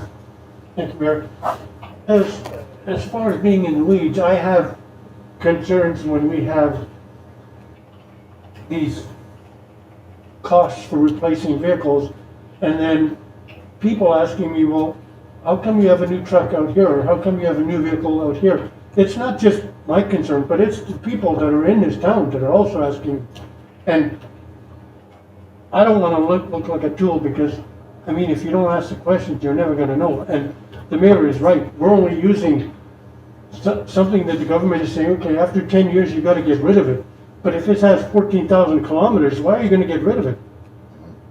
And, you know, we've got a 550 diesel that has 120,000 clicks on it, and the engine's gone. That's not a good sign, because it's a diesel. My gas has more than that. Yeah, I know from personal experience, you certainly don't want a crane truck to blow their engine while you're up in the air, that's for sure. Councilor Norbury? Thank you. To address that, you know, our staff is telling us it's a case-by-case basis, right? Like, everyone's always looking out for corruption, and like, we're just wasting all this money and stuff doesn't need to be done. But we hear from the horse's mouth, it's not that way. So if somebody comes to me and says, oh, do you know we bought new vehicles, and they're gonna come up with all these complaints because there are concerns. But, you know, that is a system that our staff should be developing and to look over. And we hear it directly from our public works foreman, that it's a case-by-case basis. They don't just spend the money because they need it to spend it. They use it on a case-by-case basis. And I would go to any member of our community and say, we have the people on the ground telling us that it needs to be replaced, and I trust that. I understand if the desire is for a policy review, that makes sense. I support that, but there's a point in time where we need to trust the people that are actually dealing with it on a daily basis versus just making a summary decision. No, I completely agree. I think the explanation by our Public Works Director was needed at this meeting, because beforehand we really didn't have that information that he was using this and this and this parameter. So, yeah, okay. Anyways, Councillor Kirkhalka, then Kirby. Yeah, thank you, Worship. So just on Schedule E, on the big sheets, page 9, talks about getting state public works fleet requirements, 1997 Squad 4 wildlife fire vehicle, 325 grand. But in this, our agenda, going to the pages, there's another word where it's within our fleet. Correct. Reason? It was missed, I believe that was explained in the report, was it, Ms. Thompson? Sorry, go ahead, Ms. Thompson. Thank you, Member Thompson. So under, on the bottom of page 5, it does say why is it recommended for replacement and it's not in the fleet replacement policy. So that vehicle was not included in the original policy when it was created in 2018. Council? Yeah, and I read through my agenda and I've seen the things. But we also have a live feed that not everybody has an agenda at home that can read it. It's online, but not everybody reads it. So I think it's a fair question. I think a couple times now you refrain to go back to this. But that's the reason I asked so much, just to be aware, is you get those questions, people read the agenda and are concerned. Yep. So, again, and I understand what staff use in the replacement, how they figure it's the yearly or whatever. But if we can just get an overview from staff in regards to the Squad 4, the usage of it. I mean, it's a grassland fire truck. I believe it's a flat deck, whatever, blah, blah, blah. Right? I mean, I don't want to get into all that. But the usage of it, and if we know the kilometers on the vehicle, it's 1997. Ms. Thompson? Thank you, Member Transport Council. I will actually have Chief Curry respond to that. Thank you, Ms. Thompson, Mayor and Council. Councilor Kirkhalka is absolutely right. It is a flat deck, so Squad 4 was originally branded Rescue 4 for the department in 1997. So it was our original rescue truck. It sits on a 1-ton quad cab chassis. If you think of your old 1997 square box type Chevys, this is what it is, 6.5 diesel. In 2009, it was determined that it was grossly overweight with the amount of road rescue equipment and other specialized rescue equipment that was on it. And it was replaced with Rescue 6. At that time, Squad 1, its predecessor, was a wildland truck. At that point was in 1983. It was decided to be past its prime and was retired from service. As a stopgap measure, a flat deck was put on to Rescue 4, thereby rebranding it as Squad 4 in 2010. So, again, it's still the 110 chassis. After the flat deck was put on, the water tanks were on, everything. It was, again, to be determined that it was significantly overweight for the chassis. Carrying water, pumps, forestry equipment, chainsaws, everything else you can imagine, it's a lot of weight. Airbags were installed into the back of it in order to cushion the ride and provide a little bit more suspension, which has been largely successful to a certain point. But now we're starting to see power issues with the truck. We're starting to see increased maintenance costs for batteries. We are starting to see clearance issues with a lot of the roads that are in our area. We're starting to see clearance issues with deactivations, etc. As I'm sure council is all too familiar, wildland forest fires are not going away anytime soon. They're going to become more and more prominent, especially in our area of the province. To this end, we've made the recommendation that this truck be replaced. It can be replaced with a truck that is more suitable conditions. It's got a higher ground clearance. It can be, in some instances, redeployed to elsewhere in the Peace region, where we may be able to get reimbursement rates from the province for the truck and for members when responding. To Councillor Koko's question about kilometers, I would have to verify this, but as of last year when we put Squad to bed, it had a little under 13,000 kilometers. Okay, thank you. Councillor? Yeah, and I think that, and I figured it was low and everything else, and I understand why. Like, I remember being in town when I first seen you rescued him. I knew that's how the transfer over went. Can you explain to us in regards to what you're looking for? Are you looking for like a timber wolf style? And I don't want to get into it. I think it's just for some clarification to staff or to council when you talk about how to go out to maybe other communities around the north here. Is it like a timber wolf kind of style? Ms. Thompson? Oh, sorry. Thank you, Mayor Bertrand, for your council. Chief Perry, can you respond to that, please? Happily, Ms. Thompson. So, Councillor Kragoka, through the Mayor, it's not exactly a Timberwolf. A Timberwolf is a rapid attack type truck.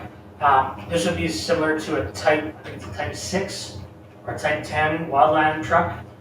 So it wouldn't be built on like an international chassis, which I think is the type 6, so this might be a type 10. It wouldn't be pumped, it wouldn't be PTO driven, it would have a skid tank in the back, some type of a water supply system that would be there. It'll be able to carry more water because it'll be an F550 chassis or similar to that. So we're going from a 110 chassis to an F550 similar type chassis. So we'll be able to carry that. It won't have a pump on the fly or anything like that. It's not meant for that, but it's going to be able to suit the needs that we've got, plus add for expansion. And what I mean by expansion is right now, Squad 4 is earmarked as our second line truck when we roll out to vehicle fires or car accidents. I can't take our frontline pumper, for example, and roll 60 kilometers down the highway. But now, having a truck that's a little bit, well, lighter, roadworthy, has more capabilities, I'll be able to roll that truck as second for resources, additional water supplies, etc., to not necessarily your minor car accidents rollovers, but we have a considerable amount of commercial transport that runs on our highways, and when we have something that big, crane fires, etc., we need big water. And we may not always be able to call on our own district staff or water tankers or tenders in order for us to do this. So it builds our own internal resiliency. Councillor Krakoka made a really good point about the kilometers that are on it, and while I can see that there's 13,000 kilometers, I can well imagine the amount of idle hours that are on this truck.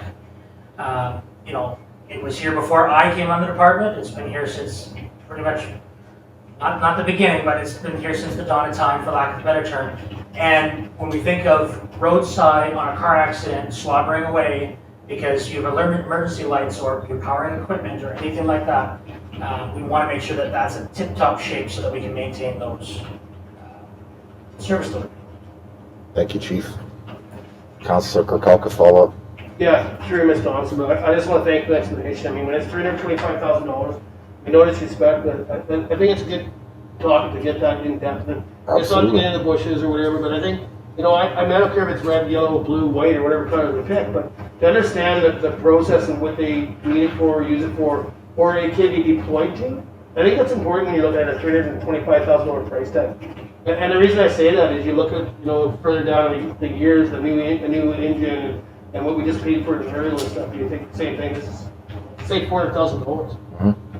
I just want to thank staff for the explanation and why, and to me, it comes down to safety if they're using an overweighted truck in the bush. It's not just the vehicle or the machine itself, it's the staff that's inside of it for the volunteers. Yep, absolutely agree and appreciate all of the clarification by all staff. Councillor Kirby. Thank you, Mayor Bertrand. Guess I'll have to jump back. I just want to make a response to Councillor Norbury's comment about looking for corruption. I was not looking for corruption, I'm looking for clarification. Also, just one thing on the dog pound building. I would vote to see it go through, but I would like to see it come back with just the upgrades needed to meet the SPCA compliancy and a little bit better breakdown of costs on that. Okay, thank you. Councillor Majinski. Thank you, Mayor. Golf course road replacement. We've talked about this in the past, and I do not remember talking about the parking lot and if that cost can be separated out and why it was added in. Because it makes sense to put in the parking lot to move it, but is it necessary and why it was added in? And I came in and talked to Ms. Thompson today and wanted to see what the cost was just for the design, and now she said approximately 6% of the total budget. So she was estimating 24,000. So maybe if you could give us an update on that and see if there's a breakdown there as well. Yeah, absolutely. I just wanted to mention that I'm kind of sick of Class D estimates. I think Class D estimates, I think this number is absolutely invalid. Because it is a Class D estimate. I think any estimate over and above 50% is not an estimate in my opinion, especially from a professional. But Ms. Thompson, can you clarify Councillor Majinski's concern? Thank you, Mayor Bertrand, through council. So I would, in 1 minute, I will pass that to Director Beal to talk about the parking lot and the road. When it is coming to the Class D estimates, we are bringing those to council for your review. If it's a project that, is, yes, we're interested, we'll look forward to it, then we can go in, because we have to spend money with the contractor to get us to that point of a Class D. So when we get Class D costs, it's like, is this chasing squirrels, or we want to move ahead with it so we can get a better cost? It's kind of like chasing that good money after bad, right? Is this the project we want to go ahead with? Then we can get a Class B estimate when we get further into the design. The contractor, the engineering firm gives us this saying, we don't know exactly the amount of dirt we're hauling in, but we're estimating it at this. So that's why the cost is at that 3.9. We can get a tighter cost on it. There is a cost that is associated with design to bring that into it. In regard to the parking lot, I'll have Mr. Beal explain that a little bit more. Thank you. Yep. Thank you, Ms. Thompson, Mayor, Council. The cost structure is based on basically what we have there is a trail. Because it's never properly designed, it's never based, it's never properly put in. So basically, you have to move right from the base up and to specification. That doesn't mean council has to accept the specification for roadway width, for instance, because right now it's not even at a specification, it's a lane. It's not made for two-way traffic. So that's where the cost estimates come in. The parking lot is included in that, as that also has not been properly constructed. So it would need to be properly constructed as well. That doesn't mean the council can't decide just to leave it gravel or just leave it the way it is, or even just gravel the whole road, or we can't do anything without a proper base. As you can see, it grows rocks all the time, and I'm not sure who else that grows rocks does a really good job down there. Yeah. There is no ditching and drainage to speak of. is right next to our right of way as well, and our sewer lines. There is a lot of design and engineering criteria. Yeah, thank you. Councillor Norbury? Thank you, Mayor Bertrand. You know, in regards to the golf course road replacement, I don't feel comfortable just signing off on $3.9 million for a road until we have a better breakdown of what that money is going to be used for. As you said, Class D estimates, plus or minus. I mean, if at 2, maybe it's feasible. This could be 6, right? Like, I think we need to have a little more of a study done. I mean, the road needs to be fixed. We all know that, but I mean, to have a better accounting for the costs. Yep, and I guess that's where my frustration comes from is I do understand trying to feel the temperature of council in this regard, but a project cost estimate, the number is definitely going to affect the decision-making process. So I guess that's where my frustration is. It's a Class D estimate could sway a project because of that number. So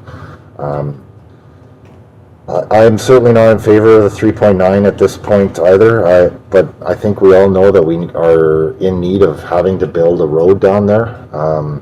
So I would like to put forward a motion to continue the process of design and initial costs of building a road base at the golf course road. I didn't write it down, but did that capture everything, Ms. Thompson? You got it all there? And obviously I don't know what that number is, but I'm certainly not in favor of the 3.9. So I'll make that as part of a motion, and if I can get a seconder. Councillor Norbury, discussion? Councillor Kirkconnell. Can we hear this motion? Thank you. Thank you. Just one moment. We'll just verify our wording. Thank you, Ms. Thompson.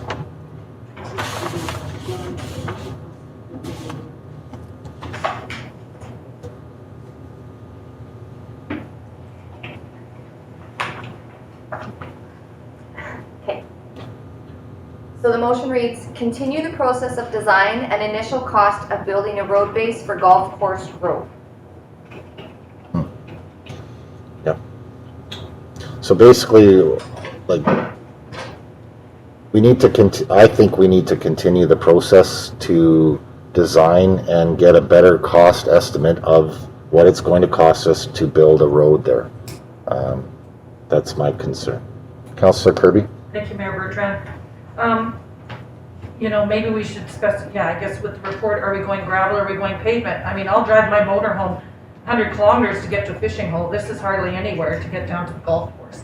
I mean, making it wider is something. I mean, we're in the north. Until we've got like a facility that's bringing in a ton of money, and if we're going to expand all the camping down there, and if we're going to build, 9 more holes of golf, maybe you're going to look at that big paved road. But for now, maybe all we need is just widening it up so we can have 2-week traffic and make it gravel, because to me that makes sense. Yeah, I completely agree. Councillor Howell, then Majinski. Yeah, and like, there's a lot of questions, like when was that asphalt done?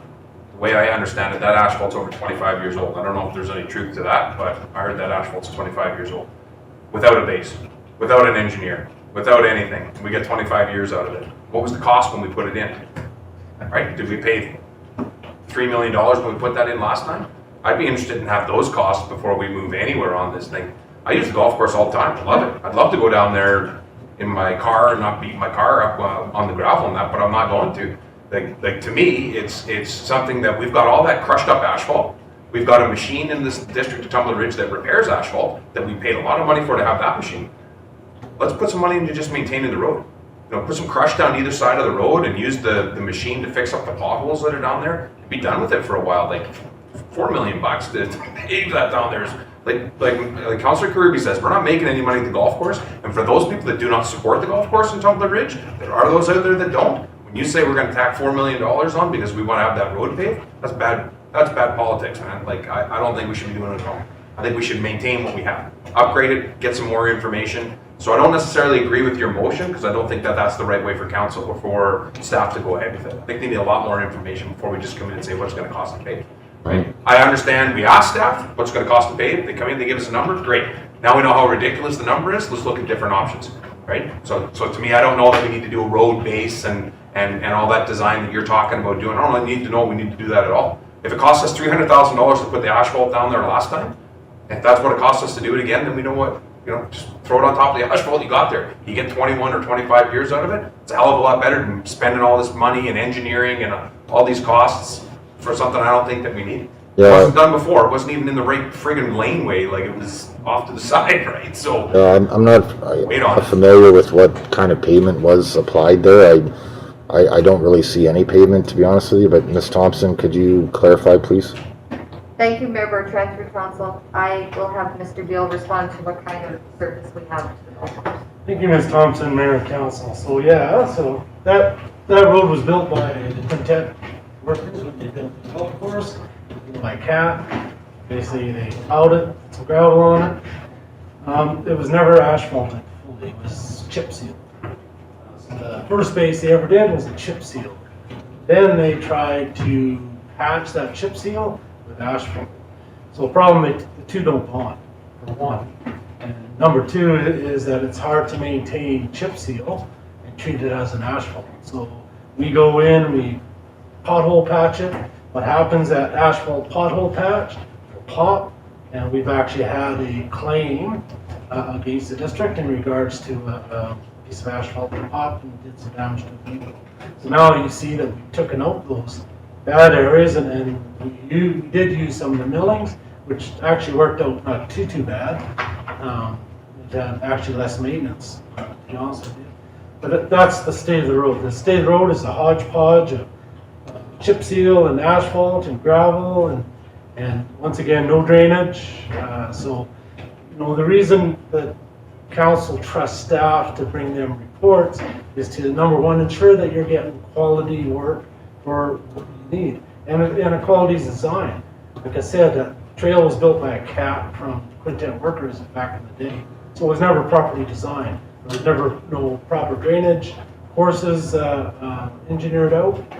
So the report that was delivered to you is to take all that into consideration. Thank you, Mr. Beal. Councilor Majinski? Thank you, Mr. Chair. So with the motion on the floor, I would assume that from the 3.9 million, the design cost is going to be around $24,000 if we're going to go by 6% on average. I don't know if I'm in favor of spending or approving of $24,000 just to do a design of a road where we could potentially have it stripped off and just put chip seal on top of it and be done with it. Low budget way to do this. Probably the only option to go in. And with your motion, that doesn't include the parking lot, correct? Correct. Councilor Norbury? Maybe at this point in time, we should just be getting a report from staff on all these options. Maybe your line of things. Other than just make a motion right here, we can get a report back, have a little more of an informed decision.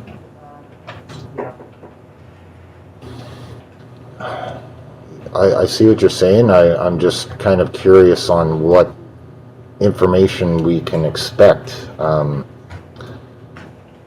The reason for my motion was to try and tighten up the estimate costs of each process or each piece of the process.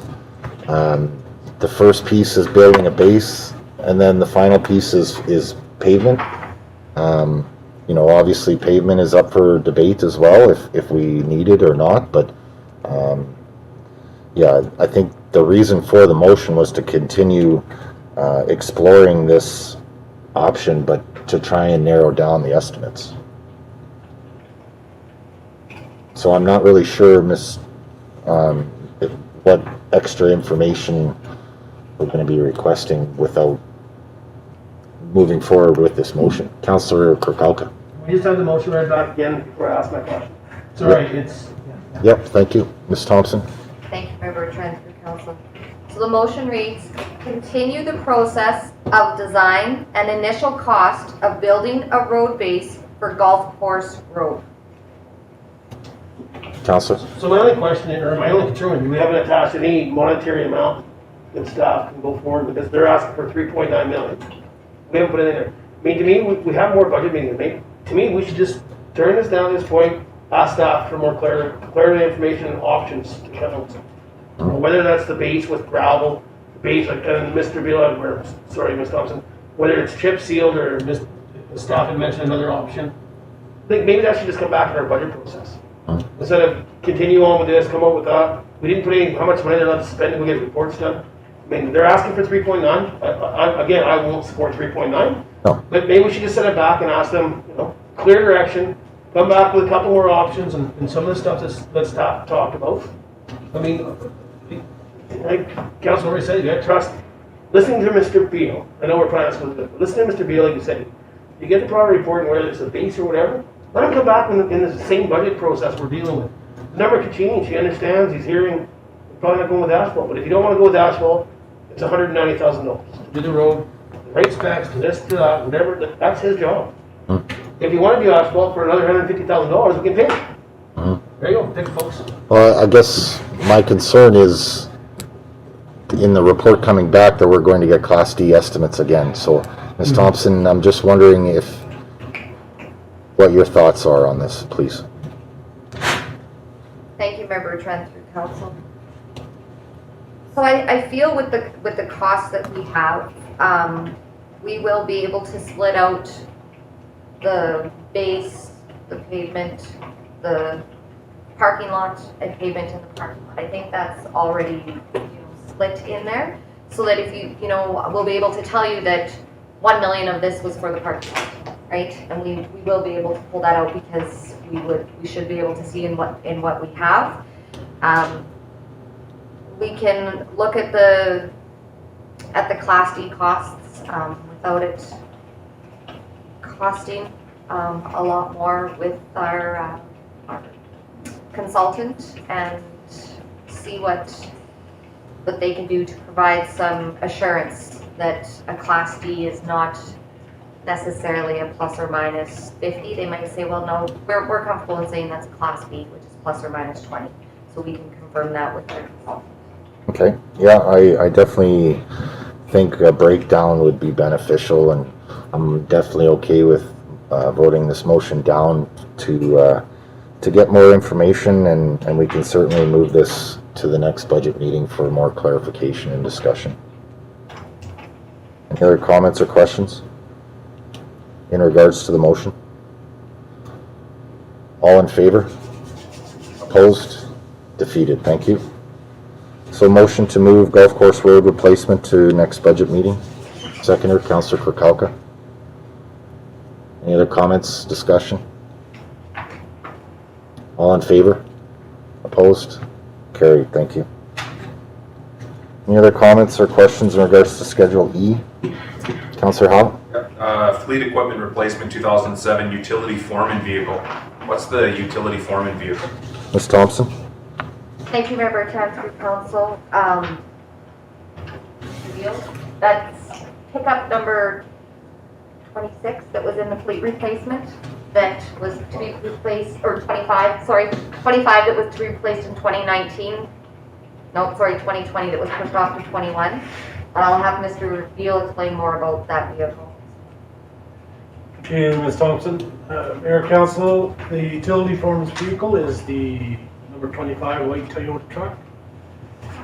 It gets used extensively. It travels from station to station, which is in town and all around town. Right. Its kilometers is rising, its maintenance costs are rising. We did postpone that vehicle 1 year, but unfortunately it's once again, it's that recommendation that we try to utilize as much as we can. As soon as maintenance costs start to rise, we need to consider.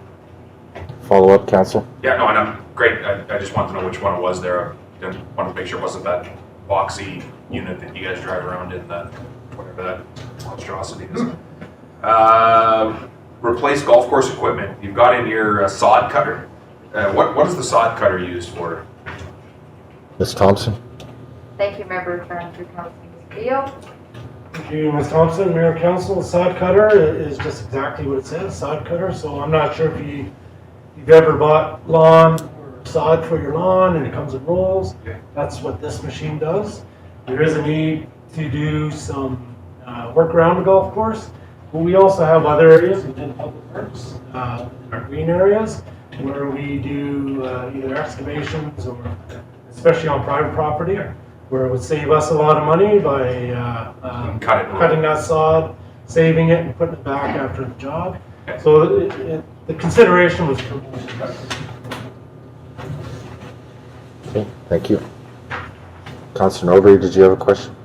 Okay, let's answer our discussion. Okay, thank you. Councilor Kirkowka, then Hal? Yeah, thank you, Worship. If we could just get some clarity in the 2012 fire command vehicle, estimated life is 10 years, being replaced early, compared to if it's the 10 years, 2022. So we just get an overview of why it's being replaced early, whether it's kilometers or what the issue is. Ms. Thompson? Thank you, Member Trent, through Council. I'll have Chief Curry answer that. Thank you. Thank you. Thank you, Ms. Thompson. So, Your Worship, Council, the current command vehicle that I utilize primarily is, of course, a 2012. It is up for renewal early because of the the extensive use that it sees, as well as the importance that an emergency vehicle should have when it comes to replacement. You'll remember I put forward a report last budget season to have an additional vehicle for the fire department to be purchased to act as a redundancy. This is not the case. However, out of that, I've identified that there were certain times where we were left without a responding duty officer vehicle because of maintenance issues with the truck, specifically with the power steering system that was compromised at the time. So we had leaks, we couldn't steer properly. I mean, you can just imagine what the safety implications for that. Current kilometers on it are 55,000 kilometers, thereabouts. Again, this vehicle sees a significant amount of idling time, both on emergency scenes for lighting issues, to be used as a command post and communications hub. Okay, thank you, Chief. Councilor? So not to get deep into it, are we looking when we purchase these newer vehicles, especially for the fire department, when we talk about emergency vehicles and idling time, are we getting the auto idlers installed into these vehicles? And if not, can we look into that? So if it calls for power, it starts back up. If it doesn't need power, it stays off idle. So I think it's something we should be looking at into some of these vehicles, maybe not all their trucks, but maybe we should stop, reach out and have a look at those options. Ms. Thompson? Thank you, Member Trent. I didn't hear what. You can get, Go ahead. it's like an idle option, so the vehicle actually shuts off and it's not calling for power whether your strobes are on or not. Sometimes it still doesn't call for power due to the battery backup you have. It just might be something that might, and no disrespect to staff, but I've heard it a couple times in regards to, it makes sense in regards to emergency vehicles, so normally I don't question it, just think it's good information for all of us as well as taxpayers, but if it's all idling time, there is ways of preventing idles. And maybe they don't work for the units up here because of where we live, I don't know. Something to look It's not into. normal in emergency. Okay. Ms. Thompson, did you have any comment? So it is something that I will have staff look into and we can bring back to council at a later date. Not something we can do right away, but something we bring. Yep, Councilor. And maybe we hold off, and I'll do it as an ordinance motion through council to do right direction staff. Maybe that's my bad for asking, but it's just, and maybe they've already looked at it, and maybe I'll just reach out to staff and get permission to talk to our protective service manager. Maybe it's already something that doesn't work up here. Sure thing. Yep. Okay, thank you. Councilor Howell? Yeah, just a question on the pump replacement project to replace PW8. Where is and what is PW8? Ms. Thompson? Thank you, Member Trent. I will have Mr. Beal answer where pump 8 is. Thank you, Ms. Thompson, Mayor Council. So 2020, we replaced the pump in PW7. So the PW7, PW8 are both located on the flatbeds creek, they're across from each other. They are our main supply pumps. We use PW7 mostly because PW8 has a high iron content. So we try not to use it because when we do use it, we do a lot more back flushes in our filtering system. But it still is our backup pump, and it still requires. The other two pumps we have are PW1, PW3, which are located on the terrace aquifer, which are headed out towards Quintet on the fast track. Those are much smaller pumps. They're only 30 liters a second. They are our backup. They pump directly to a reservoir, so they don't go to the treatment plant, whereas PW8, PW7. Okay, thank you, Councillor Hall. Yeah, it's just the pump and infrastructure around it, it's not the building itself. That is correct. Councillor Hall. Then a question on the boiler, recycling building boilers for $25,000. Can't be just a boiler. What else are we doing there? Ms. Thompson. Thank you, Member Trent. Leo? Thank you, Ms. Thompson, Mayor Council. So, as noted in the report, the boiler's been there since the building's been there. We have infrared heating. It's a Viessmann boiler. It's actually very compact, but it is starting to show us wear and tear. We've had repairs multiple occasions in the last 3 years. So it is showing wear and tear. It's an important building to have. It has the only washroom for the employees. It is part of the recycling program that we use to have that boiler go down.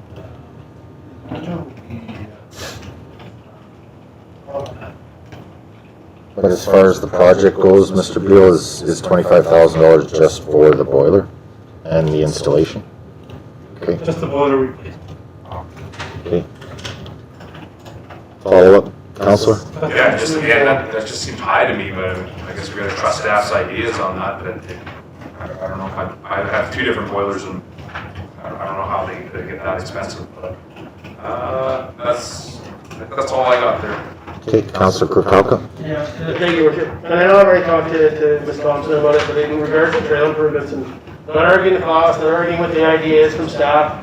Again, no disrespect to Ms. Thompson, I know she's new, but I talked about in regards to this map, and this was something I pushed for last year in the budget. Council kind of directed that, you know, that we print the map off, come in and draw on it if you want, blah, blah, blah. I'd like to do that process again. I'd like to do it quicker this year around. It's just the mapping, not I mean, really, truly, I came in, I spent time with staff, we did it on a map, can't find it, and that's fine. But I'd like to do it again because, you know, I'd like to see us actually move ahead on finishing some of this trailway system. I mean, whether that's, you know, coming down past the school, up the highway, we have the right of way, and then down past North Metallic, Hardware, kind of where EDO is thinking about expanding into commercial. And I think we should do that. Maybe I believe staff, I mean, and maybe I'm wrong, Ms. Thompson, but I mean, I'm pretty sure we have an average cost that we can figure out what the cost is going to approximately be to add on some more trailways. To bring back before the budget's ended, for 2021. Maybe we could add a few more dollars to that area for staff to get more trail, if council is happy with adding on or likes the idea. But it was finishing off some of the trailways, I just drew pictures, and then some lighting in areas that needed lighting, because I was actually part of that as well. I'd like to go with that process again with staff if I may. And Yeah, absolutely. It does need to be recreated. I know through the transition we have misplaced the map that we contributed to, and I think it does need to be recreated. Ms. Thompson, can you explain the trail improvements? We did get a master plan as far as their trail system, but I don't think we have really set priorities yet. Correct me if I'm wrong, please. Thank you, Member Trent. So we do have a bear walk assessment plan, but I don't believe we have a plan for like the exterior trails to connect them there. So we do have costs for bear walk. We need to come back to council with the standard. What do we want for a standard on the bear walks? Are they going to be X amount? Are they going to remain asphalt? Are we going to keep the ones that are gravel and grass? So at this time, it was, you know, we know that this is a priority of council's for the trails. We have that placeholder in here because we weren't sure if it was the bear walks or if it was outside trails. So we did have the placeholder in there to say we, you know, spend up to X amount of dollars. Right, but we haven't actually, like the trail improvements, this budget money, or this money budgeted in this situation, I interpret it to be improving what we have existing, the Bear Walk plan as well, is that correct? So we do have the bear walk plan with costs, and that's kind of like where we were starting at, right? Placeholder to say X amount pre-approval, we can then bring it back once we have those standards, to say we can go ahead and complete this. The outside trails though, that we don't have a plan on or any kind of cost on. Right, so I'm just, I guess my issue is we're setting aside a contingency fund or a fund to start improving our trail system, but haven't really set out a priority list yet. So I guess that's my concern. Councillor Majinski? Just a side note on the airwalks. Do our new sidewalk clear grader fit on all of the airwalks, or are they somewhat too narrow? Because we did have discussions on whether we were going to pave them and if we're going to maintain them in the winter time and stuff like that. So I just wanted to see if the new sidewalk can look at them. Ms. Thompson? Thank you, Member Trent. To respond to that question, I'll have Mr. Deal do that, but I will also have him step inside the trail improvements as well. Thank you. Deal? Thank you, Ms. Thompson. Mayor, Council, the reason you see this budget item came from a recommendation of Council last year. And that is to have a trail management funds that you can use on an annual basis to go and do whatever with that fund on that annual basis. There is no set bear walk or set area to do. We start from obviously the worst and work our way up. Basically, that's management type plan. In regards to the specifications, there are specifications for trails. Now that you see with the sidewalk we did on Southgate, it had to be 1.9 meter wide or almost 2 meter wide. And that is to accommodate 2 people with strollers or what have you. So there is a specification that we should abide by. It's certainly up to council to vary that if they so choose on trails.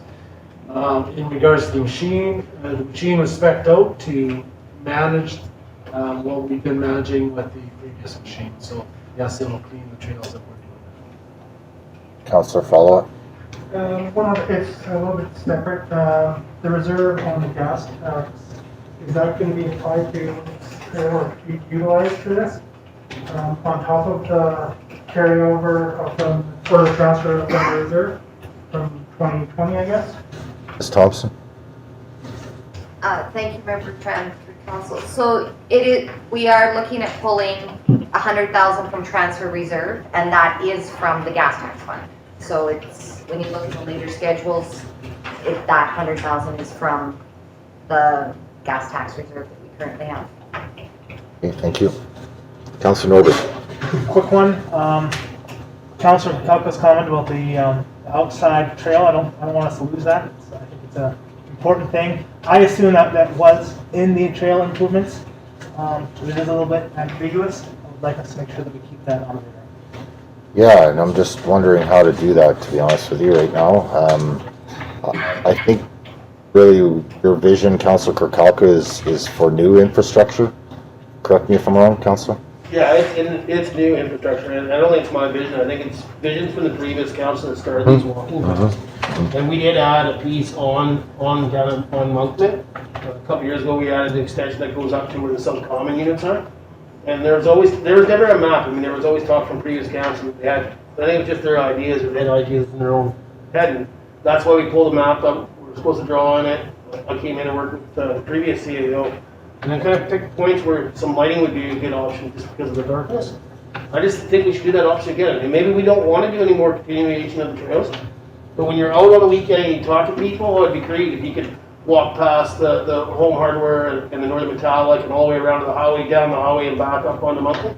Joggers, bikers, families, they talk all about it. You know, I think the previous councils before myself had started that. I think it's an option to try and look at finishing the option. I agree. Ms. Thompson, thoughts? Sorry, thank you, Mayor Bertrand. So I feel that we can bring this into, like, I don't know if it's anything that we can get costs on for this year, like for a budget item for 21, but council can bring it forward and we can do it as a project for 2022. Yeah, I do think the map needs to be recreated, Councillor Kirkowka. Yeah, and I think we have an idea what it costs us to do the one down on Moncton. We have an idea. We know how many square footage that was. I'll go measure with the measuring tape. Mr. Bill does look back and see that his bill was this much money. Obviously inflation, because it's a different year, but we'll have an idea. I mean, don't get me wrong, I mean, we've been sitting here arguing numbers, trying to dig into them, and I've been part of that discussion, but I mean, I think we come up with a number, and I think staff understand that's what it's for. If the plan is not liked by council, don't move forward. I'm not saying I should get to draw a plan, throw out a budget number, and then Mr. Bill goes to work. You know, bring the plan back to council, see if they like the idea. I mean, I think Mr. Beal will have an idea approximately to do that much trail, it's going to be, you know, $300,000. Well, we only want to spend 200. Okay, well, I won't go that far. I think it's doable in 2021. I also think it's doable to add more for it for 2022. Split it in 2 years. I think it's doable. I mean, we got 4 months before our budget has to be finalized. Yeah. You know, I'm sorry. You know, there's other things I want to bring forward that we should be looking at in our budget process. You know, we haven't had that open. I understand the strategic plan. I'm not trying to change our stars here, but you know, there's a couple things we should be talking about. The council maybe is initiatives over and above our strategic plan, as long as it fits within that. I don't want to change it. And I understand how that process worked. I went and spent my weekend there. I understand it. But I'd like to have the opportunity, and maybe let's go and see Ms. Thompson and bring it back, and we can. I mean, a map's not quick to pull off. I mean, I believe it's easy access by staff. I mean, I think Mr. Beal and staff, you know, have a look, and maybe there's a reason we can't do some of the ones we put on the map, but bring it back. I actually believe we can add that to 2021 if council likes it. Motion for direction, Councillor? Councillor Put a Kirkowka. motion on the floor that council authorizes me to deal with staff in regards to producing a map, continuing on our walk path. Seconder, Councillor Majinski. Discussion? All in favor? Opposed? Carried. Thank you.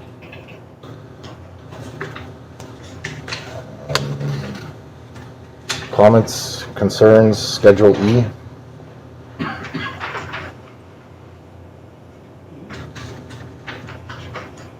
Schedule E, Public Works, yeah. Councillor Howell? So the airport upgrades are out right now? The terminal Building? is out at the moment, correct? Like, we voted on that though, to say that it's out? Okay. And so then the dog pound building upgrades, I'm not comfortable with $50,000 in upgrades to the dog pound. So I can't vote for the whole schedule based on that one particular thing. Do you want to put forward a motion to increase or decrease, or I mean, I'd like some more information on it. take it out? Not to say it's done for good, but give us some more information on it. That's yeah, sure. So a motion to exclude asking for more information, and we can talk about it next budget meeting? Yeah. Is that correct? Yeah. I'll make that as part of a motion. Seconder, Councillor Howell. Discussion? Councillor Majinski? So are we just gonna ask for more information on like a cost breakdown and see where we can, Yeah. All in favor? Opposed? Carried. Thank you.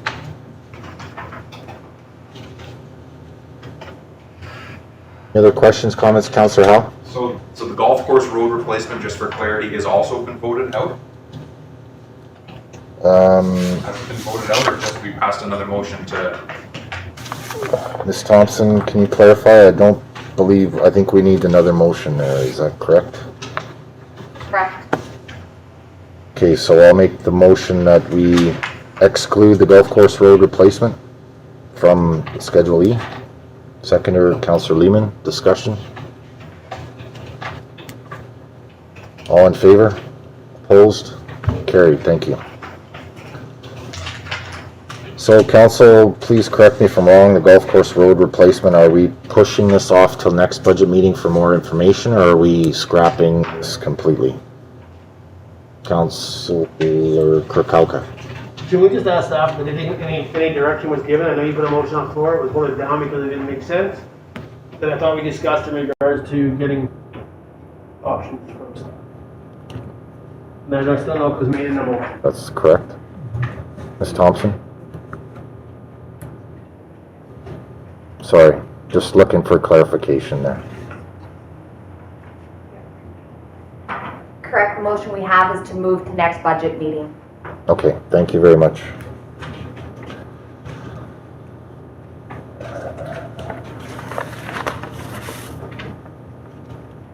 Councilor Majinski. HMI upgrade, I came in and got the CEO about it, and I didn't know what an HMI was, so then I forgot already again, so maybe get another overview of what's important, and it's kind of new technology. Ms. Thompson? Thank you, Mayor Bertrand, through council. So HMI is the human-man interface upgrade, and I'll have Mr. Beal explain it a little bit more. Thank you.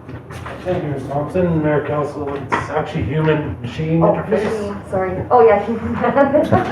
Sorry. So basically that's basically for an operator to be able to change parameters and communicate with the equipment. We're unable to do that with the current machinery that we have due to some proprietary software that's in there that they won't give us access to. So this will then allow us to have actual access so we can control the parameters of the Okay, thank you. Councillor, follow up? So is that replacing the old technology and have a whole new setup with is this a remote control, is it? No, it's connected right to the electrical hardware. So it's basically it's like its own little mini computer. Okay, thank you. Councillor Kirkowka? So was that step missed in our upgrade to the water treatment?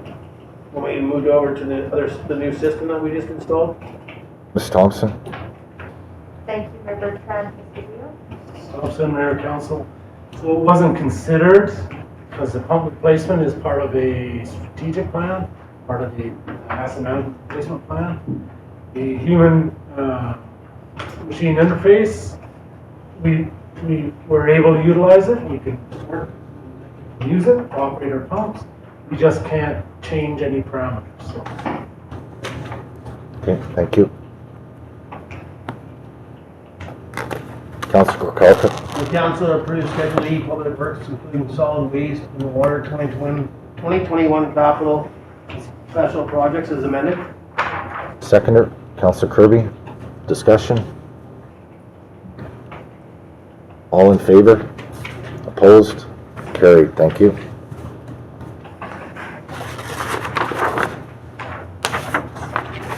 Capital F, Councillor Kirby. Mayor Bertrand, can I ask for a 10-minute recess? Yes. 10-minute recess, please. Going past 8, just so you know.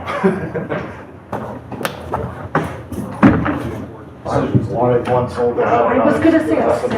I was gonna say it's 7 and I was like, Human-man interface. It only costs $20,000. Should have been done a long time ago. Yeah. Human man interface costs $20,000 to understand.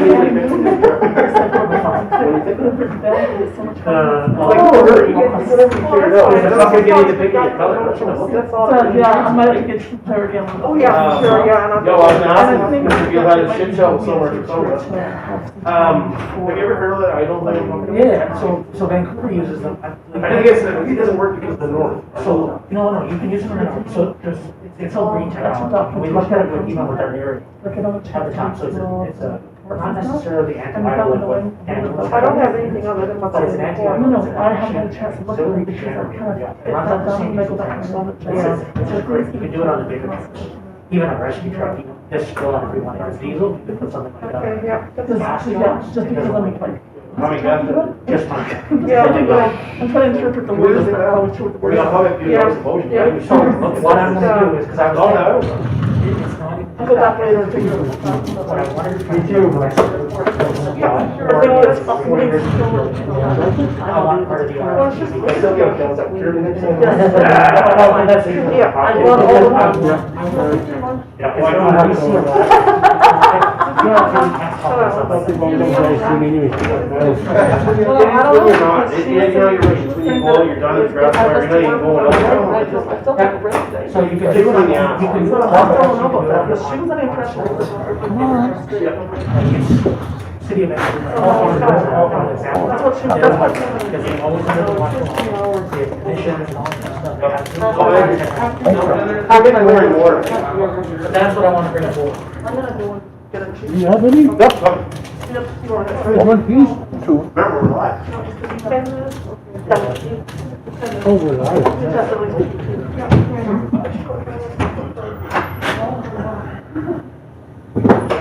I know, I'm.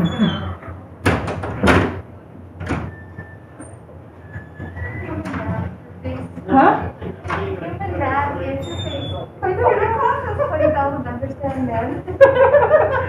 Oh.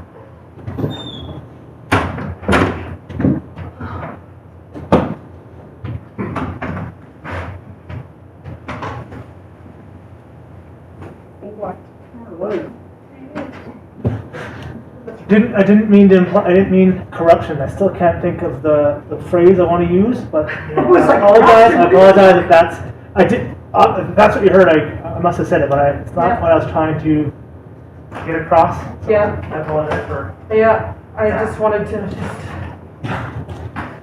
we didn't have that up there. Is this on? Yeah, you're still live. Okay.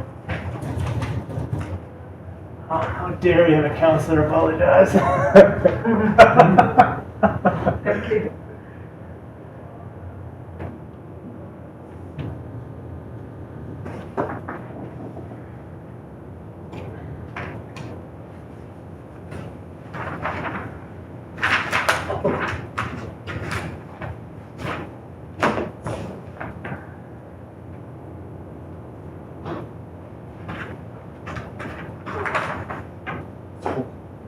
It's full? Oh, that's okay, I'm not going there.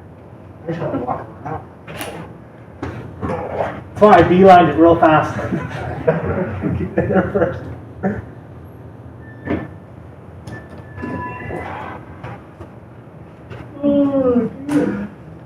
Thank you for that, Joanne. You're welcome. I guess we're still live, just so everybody knows. Oh? Yep. You're welcome, though. Can your seats go all the way back? No, we can. Go what? Your seats go all the way back? I don't know if we don't want to fold back.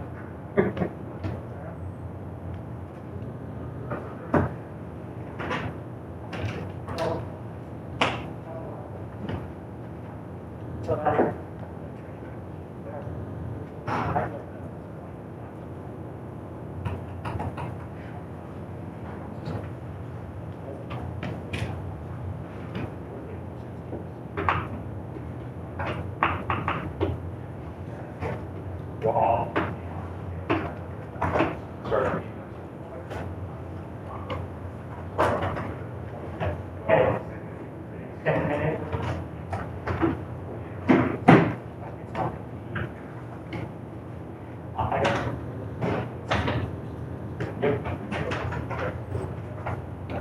It's gonna cost me.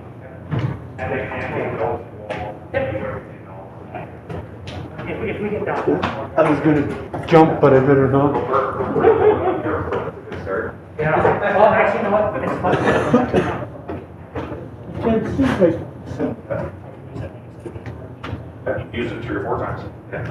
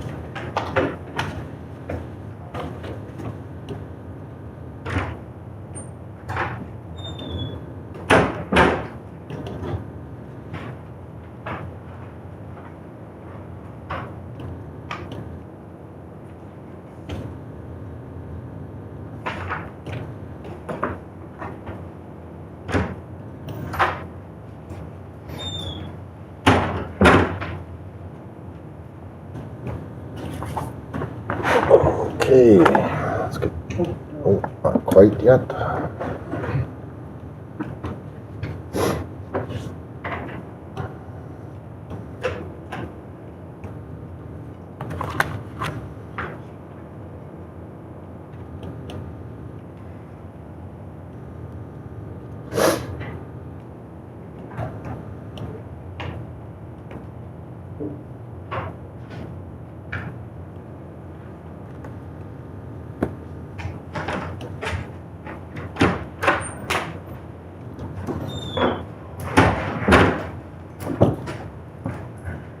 Okay, thank you. Call back to order the special budget meeting. Left off on Schedule F, Community Services, for discussion. Councilor Majinski. Currently, sub 4. I would like to see this removed from the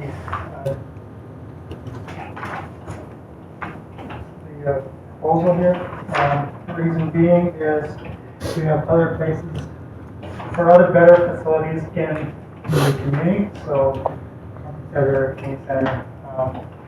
And I don't think there's a need for us to put in $50,000 in new subflooring. I don't think there's a justifiable way to receive cost recovery on that and taking away from other potential businesses. So did you want to make that by way of motion? Yeah, unless we want to go for discussion first. Otherwise, yeah, I'd like to call for a motion on the floor.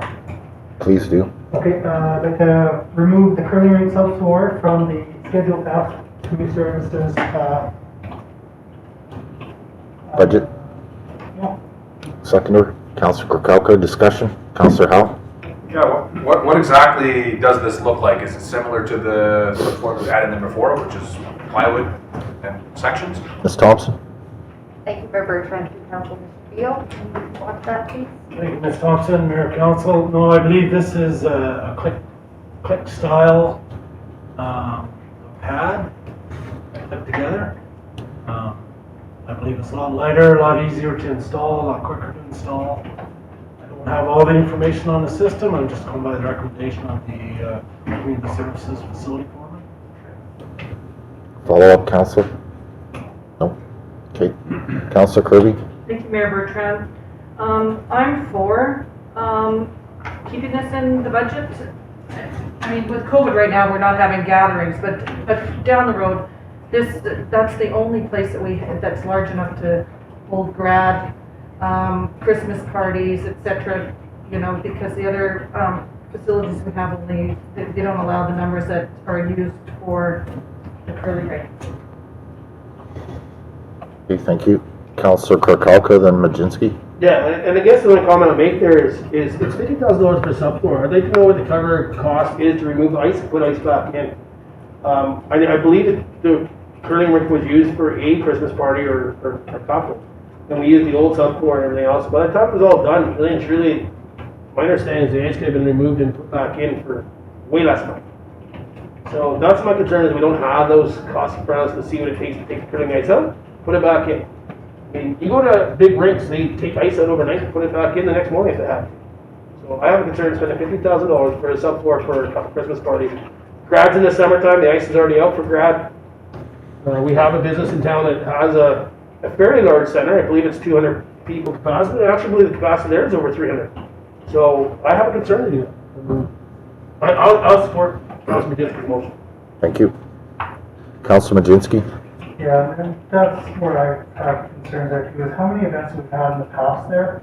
And I've been in one in the summertime in there, and it's not even comfortable sitting there because it's like 10 bucks, and it's echoey, it's loud, it's cold, it's not even comfortable, and there was no ice in. I don't think it's worth the staff time to set up and tear down for one event, and the cost we would get from it is negligible by the time it's all said and done. And that's not including trying to warm the place up with those tall ceilings to make it cost effective in the long run. So that's where I'm coming from, is just the whole cost and the work that's going to take to go in after the fact, not just the cost in the quick top points. Okay, thank you. Councilor Howe. Yeah, I've always liked the option that if a company wants to rent the curling rink or whatever, at their peril to pay for removing the ice. You know, if this is the only spot that we have in town that you want you want to use this for your Christmas parties, well then you got to pay for the removal and the reinstallation of the ice, rather than us giving the ice away at whatever the day rate on the curling rink is. Like that's always an option for us to consider if a company doesn't want to do it. Like, and so to me, and I've been involved in putting the subfloor in and also taking it out and then repairing the ice after you've got it out. There's a lot of repairs that have to be done to the ice. You got to heat the entire ice up. You got to suck all the water off and get all the dirt out of it again, and then put the top dressing on. It's a lot of work as well. And we've looked at this before. We've looked at this a couple of times over, and to me, it's just it's not warranted here. Councilor Majinski? And I believe in the past, it's because we didn't have comparable places to offer. So now that we do have places like the Conference Center that's been built since, there's no need to utilize this as, because we didn't have standalone options before, so now we do. Councilor Kirby? Thank you, Mayor. Bertrand. Yeah, I guess we only have so many uses at the conference center too before we start paying for it. It's also, I mean, we use it for the cold form, we use it for many different things. From talking to Ms. Thompson today, we've actually thrown out the old subfloor. It needed to go. It was actually getting kind of dangerous. I'm willing to nix this for now and wait and see what kind of feedback we get from industry or users, and if, look at it again if we're getting a lot of requests for it. And I know previously there was interest to go half with industry partners. Maybe that'll come back up, but I can vote for the emergency comment. Okay, thank you. Yeah, I do have an issue with this item as well. Obviously during COVID, we're not seeing the events and the gatherings that we usually do, and I just think it's bad timing this year to add this in there, and so I will be voting in favor of the motion. Other comments? All in favor? Opposed? Carried. Thank you. Any other comments in regards to Schedule F? Councilor Majinski? Low carbon heat recovery system. What is the long-term warranty on this just to see the cost recovery on this as well? Because yeah, we will see savings, but at that time, will we have to end up starting to replace this equipment in 5-10 years? So I want to know what the warranty was on. I forget the name of the company offhand right now. Polar. Yeah. The warranty, and Ms. Thompson, I was curious on the life expectancy of the system, please. Thank you, Mayor Bertrand. I'll have, we'll respond to the lifetime on it. Thank you, Ms. Thompson. Mayor, Council, I'm not sure exactly what the warranty. Polar is not the supplier. Polar is our engineering consultant. We did all the engineering in regards to what was needed. We did all the cost analysis on the current use of carbon, versus electricity use, and so forth. The warranty on the equipment would be, I would imagine, standard, at least probably 2 years. I'm just guesstimating. The report is based on a system. It's not based on a manufacturer type. The life expectancy, obviously, of equipment. Whenever you're talking about pumping systems and HVAC systems, they're continuously run. I would expect at least a minimum of 10 years before we have to consider replacing. I think we don't have a heat recovery system in place, but we do have the desiccant system, the HVAC systems. So anywhere between 10 to 15 may be a life expectancy of that equipment. It's in high use all the time. Does that answer your question, Councilor Mussolini? Yep. Thank you, Mr. Beal. Councilor Lehman? Thank you, Mayor. The cost recovery on this is about roughly 10 years. So and again, I'm assuming this is a Class D quote? Ms. Thompson? Thank you, Mayor Bertrand. This is, the estimate is plus or minus 20, so it's a Class B. Thank you. Councilor, follow up? I mean, it's a good idea, but it's an awful lot of money. And in 10 years, chances are we're going to be doing it again. So I guess after 10 years, it's a break even. I don't know. I'm a little bit on the fence on this one. It has good and bad points. I'm not sure. Yeah, I'm kind of confused on the estimate, the numbers here. You know, it's saying reduce costs on an annual basis of over $70,000 per year, but then the estimated savings in power and natural gas consumption is a 5-year return. At 70,000, I calculated to be just under an 8-year return, and to assume a 10-year life expectancy of the system is, yeah. I'm just curious on the cost recovery, Ms. Thompson. It seems to be, I'm not understanding why it says 5 years with a 70,000 per year. Thank you, Mayor Bertrand, through council. So it is, the estimated cost, the estimated 5-year return is based on the report from Polar, which was just on the equipment. So we add in engineering on top of that. So in their report, they have 5-year based on the equipment, which was 423. Okay. So divided by 70,000 is Okay, 5 years. perfect, thank you. Councillor Lehman? Thank you, Mayor. But because of the higher electrical cost, it reduces that 70,000 down to, I think it's $56,000 a year.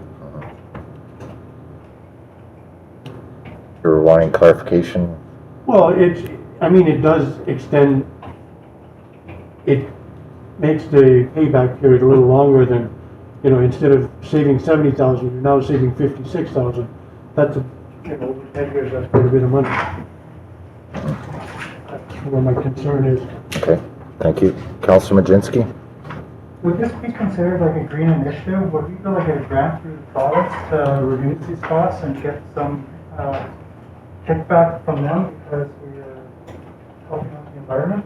Ms. Thompson, is there any opportunity for grants in regards to reducing our carbon footprint? Thank you, Mayor Bertrand, through council. I'll have Mr. Beal respond to that one as well. Thank you, Ms. Thompson, Mayor and Council. We've applied for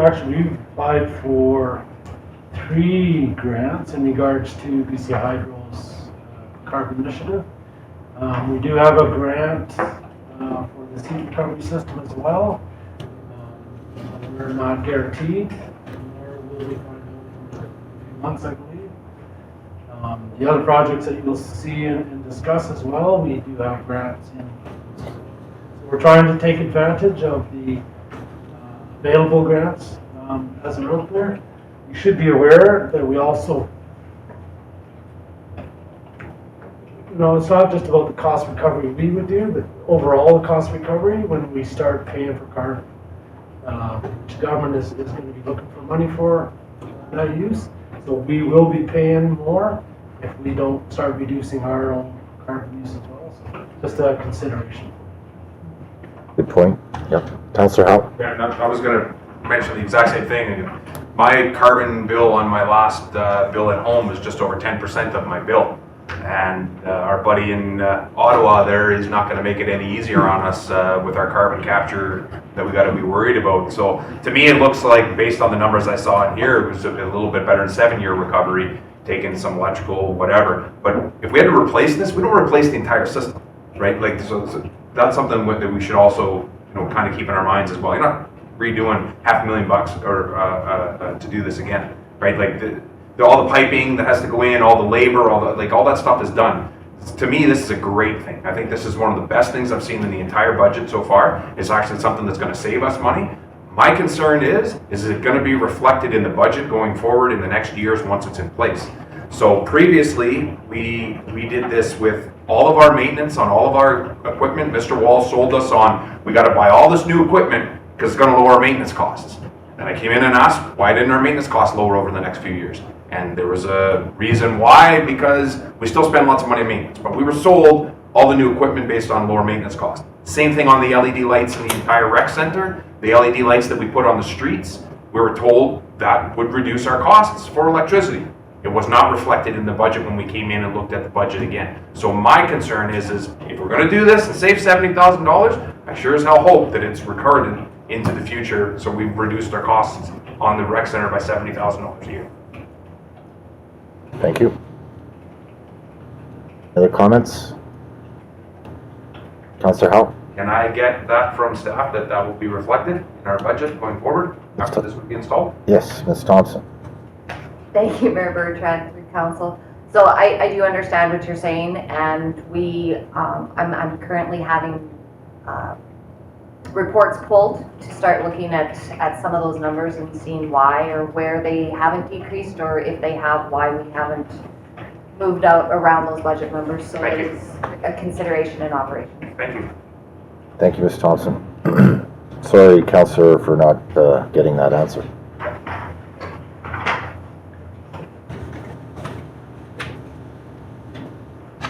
Councillor Kirkhope. Yeah, so just on the community center front office and lobby upgrades.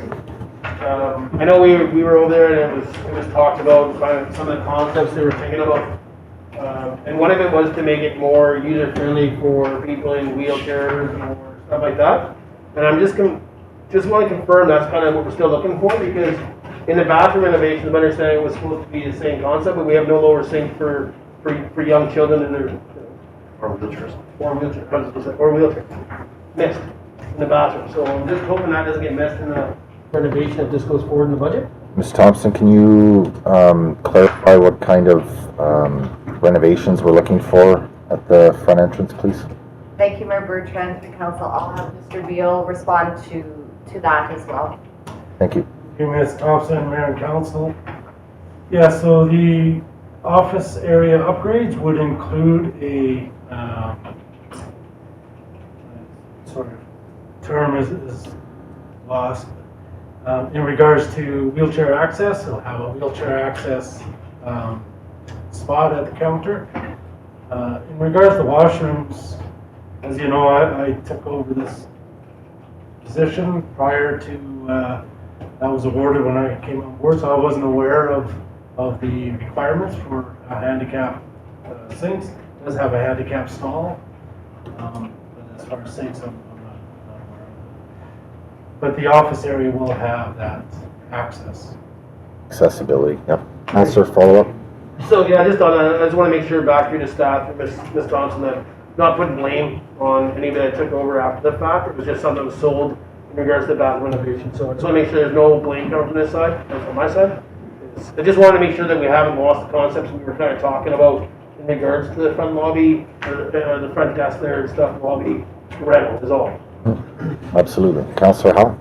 And myself, I'm not comfortable with the community center upgrades at this time. I think we've got a new person that we're looking at bringing into the community to look at our community center, and I would like to see their opinion first. We're in no rush to do it. We're still in COVID right now. We might not be having anybody in that rec center until the end of the year for all we know. So to me, we're in no rush to change what we have over there, but maybe with a new look and somebody comes in and says, you know what, I can save you $250,000 right out the gate here. We can move this person downstairs and move this person over here, or utilize room 1 instead of this. I'd way rather give this opportunity for somebody to look at first, rather than as soon as somebody moves into that position, yeah, we've got a $250,000 renovation coming there. And that particularly has to do with the renovation of the bathrooms that didn't go as planned, as far as I'm concerned. That's not what I thought we were getting with the bathrooms. So I don't feel comfortable with this one until we have somebody in place, so the blame can't be passed down the line to the next person. That's my take on the community center. So I'd like that one removed at some point, or vote on it anyways. Okay, thank you. Councillor Kirby? Thank you, Mayor Bertrand. I agree with Councillor Howell that I'm not happy to go forward without looking at the plans again. Whether we need new plans, that we should look at them one more time and refresh, see if they can be worked out. I know we spent money on getting them put together. I see waiting for somebody else, a new hire. I do agree with that too, but we're also in COVID, and this is a good time to start renovating if it's not being in use. So I think re-looking at those plans first, and then seeing if they can be worked with, and then maybe going from there. But that's what I would do. I'd like to see the plans again. Thank you, Councillor.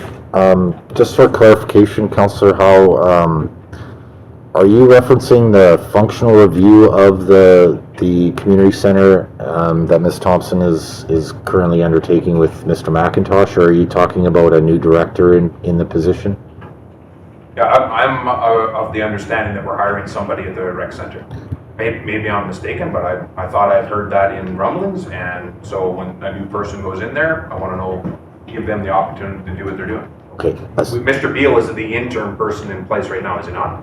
I believe so, yeah. That's what I understood. Maybe I'm mistaken then. Yeah, no, I just wanted to clarify because Ms. Thompson is going through a functional review right now overall, so I wasn't sure if that was what you were talking about or No, it's a directive. It wasn't, but that functional review may also bring something up that says you don't need this person in that position and they can move over here or the pool or whatever. Who knows? So I don't know. So to me, hold off on spending $250,000. It's worked for 40 years over there. I don't know what we've changed over there now that make it so different. So wheelchair access, 250 grand for that? I don't think so. Ms. Thompson? Excuse me, Mayor Bertrand, but can we have a motion to go past 8 o'clock? Yes, thank you. Thank you. Motion to continue the meeting past the 3-hour mark. Seconder. Councilor Majinski, discussion. Councilor Howe. I don't think this is a good time to do this. We're trying to make big decisions on big money items here. We've got 6 staff members still in here, all in on overtime. And I think this is a prime opportunity to delay this meeting to another time. Possibly do it tomorrow. You reached the end of your rope after 3 hours in here, and this was a lot of information to go over the weekend. I've already spent a ton of time on this, and to me, I'd rather continue it tomorrow night if we possibly can at our meeting tomorrow night. Any other discussion, comments? Councilor Norbert? I'm ready to keep going. You know, we hear how long this process can take. We keep backing up. We don't want to have a bunch of emergency meetings right up on the final hour to make these decisions. So I'm good going for it. Thank you. Any other comments, Councilor Majinski? In respect to staff as well, if we want to get good, accurate answers from them, and they're on, 4 hours of overtime, I expect to have them come back fresh another day as well. And I don't expect to get exact precise answers tonight, this evening, every time of the hour, so, you know what? And we were relying on every single staff member here tonight for answers, and we have been all night. And it's not been a debate at all, it's been just us asking staff, so I'm in favor of putting this on until tomorrow, if we can do a notice of, short notice motion, public notice or whatever, but if not, then another day I think is acceptable. Yep. No, I definitely hear everyone's concerns, and this was a very big agenda with a lot of information and a lot of questions as well. I would be in favor of continuing at our next budget meeting. I don't believe tomorrow night would be possible, given that it's a special meeting. So we wouldn't be able to add this to the agenda for tomorrow night. So whatever we don't finish tonight, I was expecting to add on to our next budget meeting at the beginning. So, any other comments? Okay, all in favor to continue past the 3-hour mark? Opposed? Defeated, thank you. Thank you very much, staff. Appreciate all the information.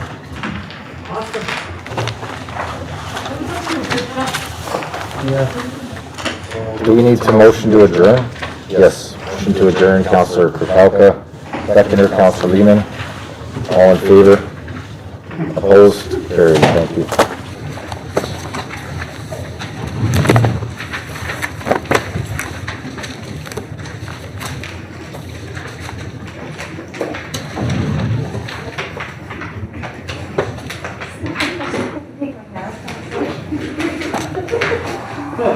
Good job on that recovery system. Thank you. I think that's awesome. Thank you. Thank you, have a good night. See you guys.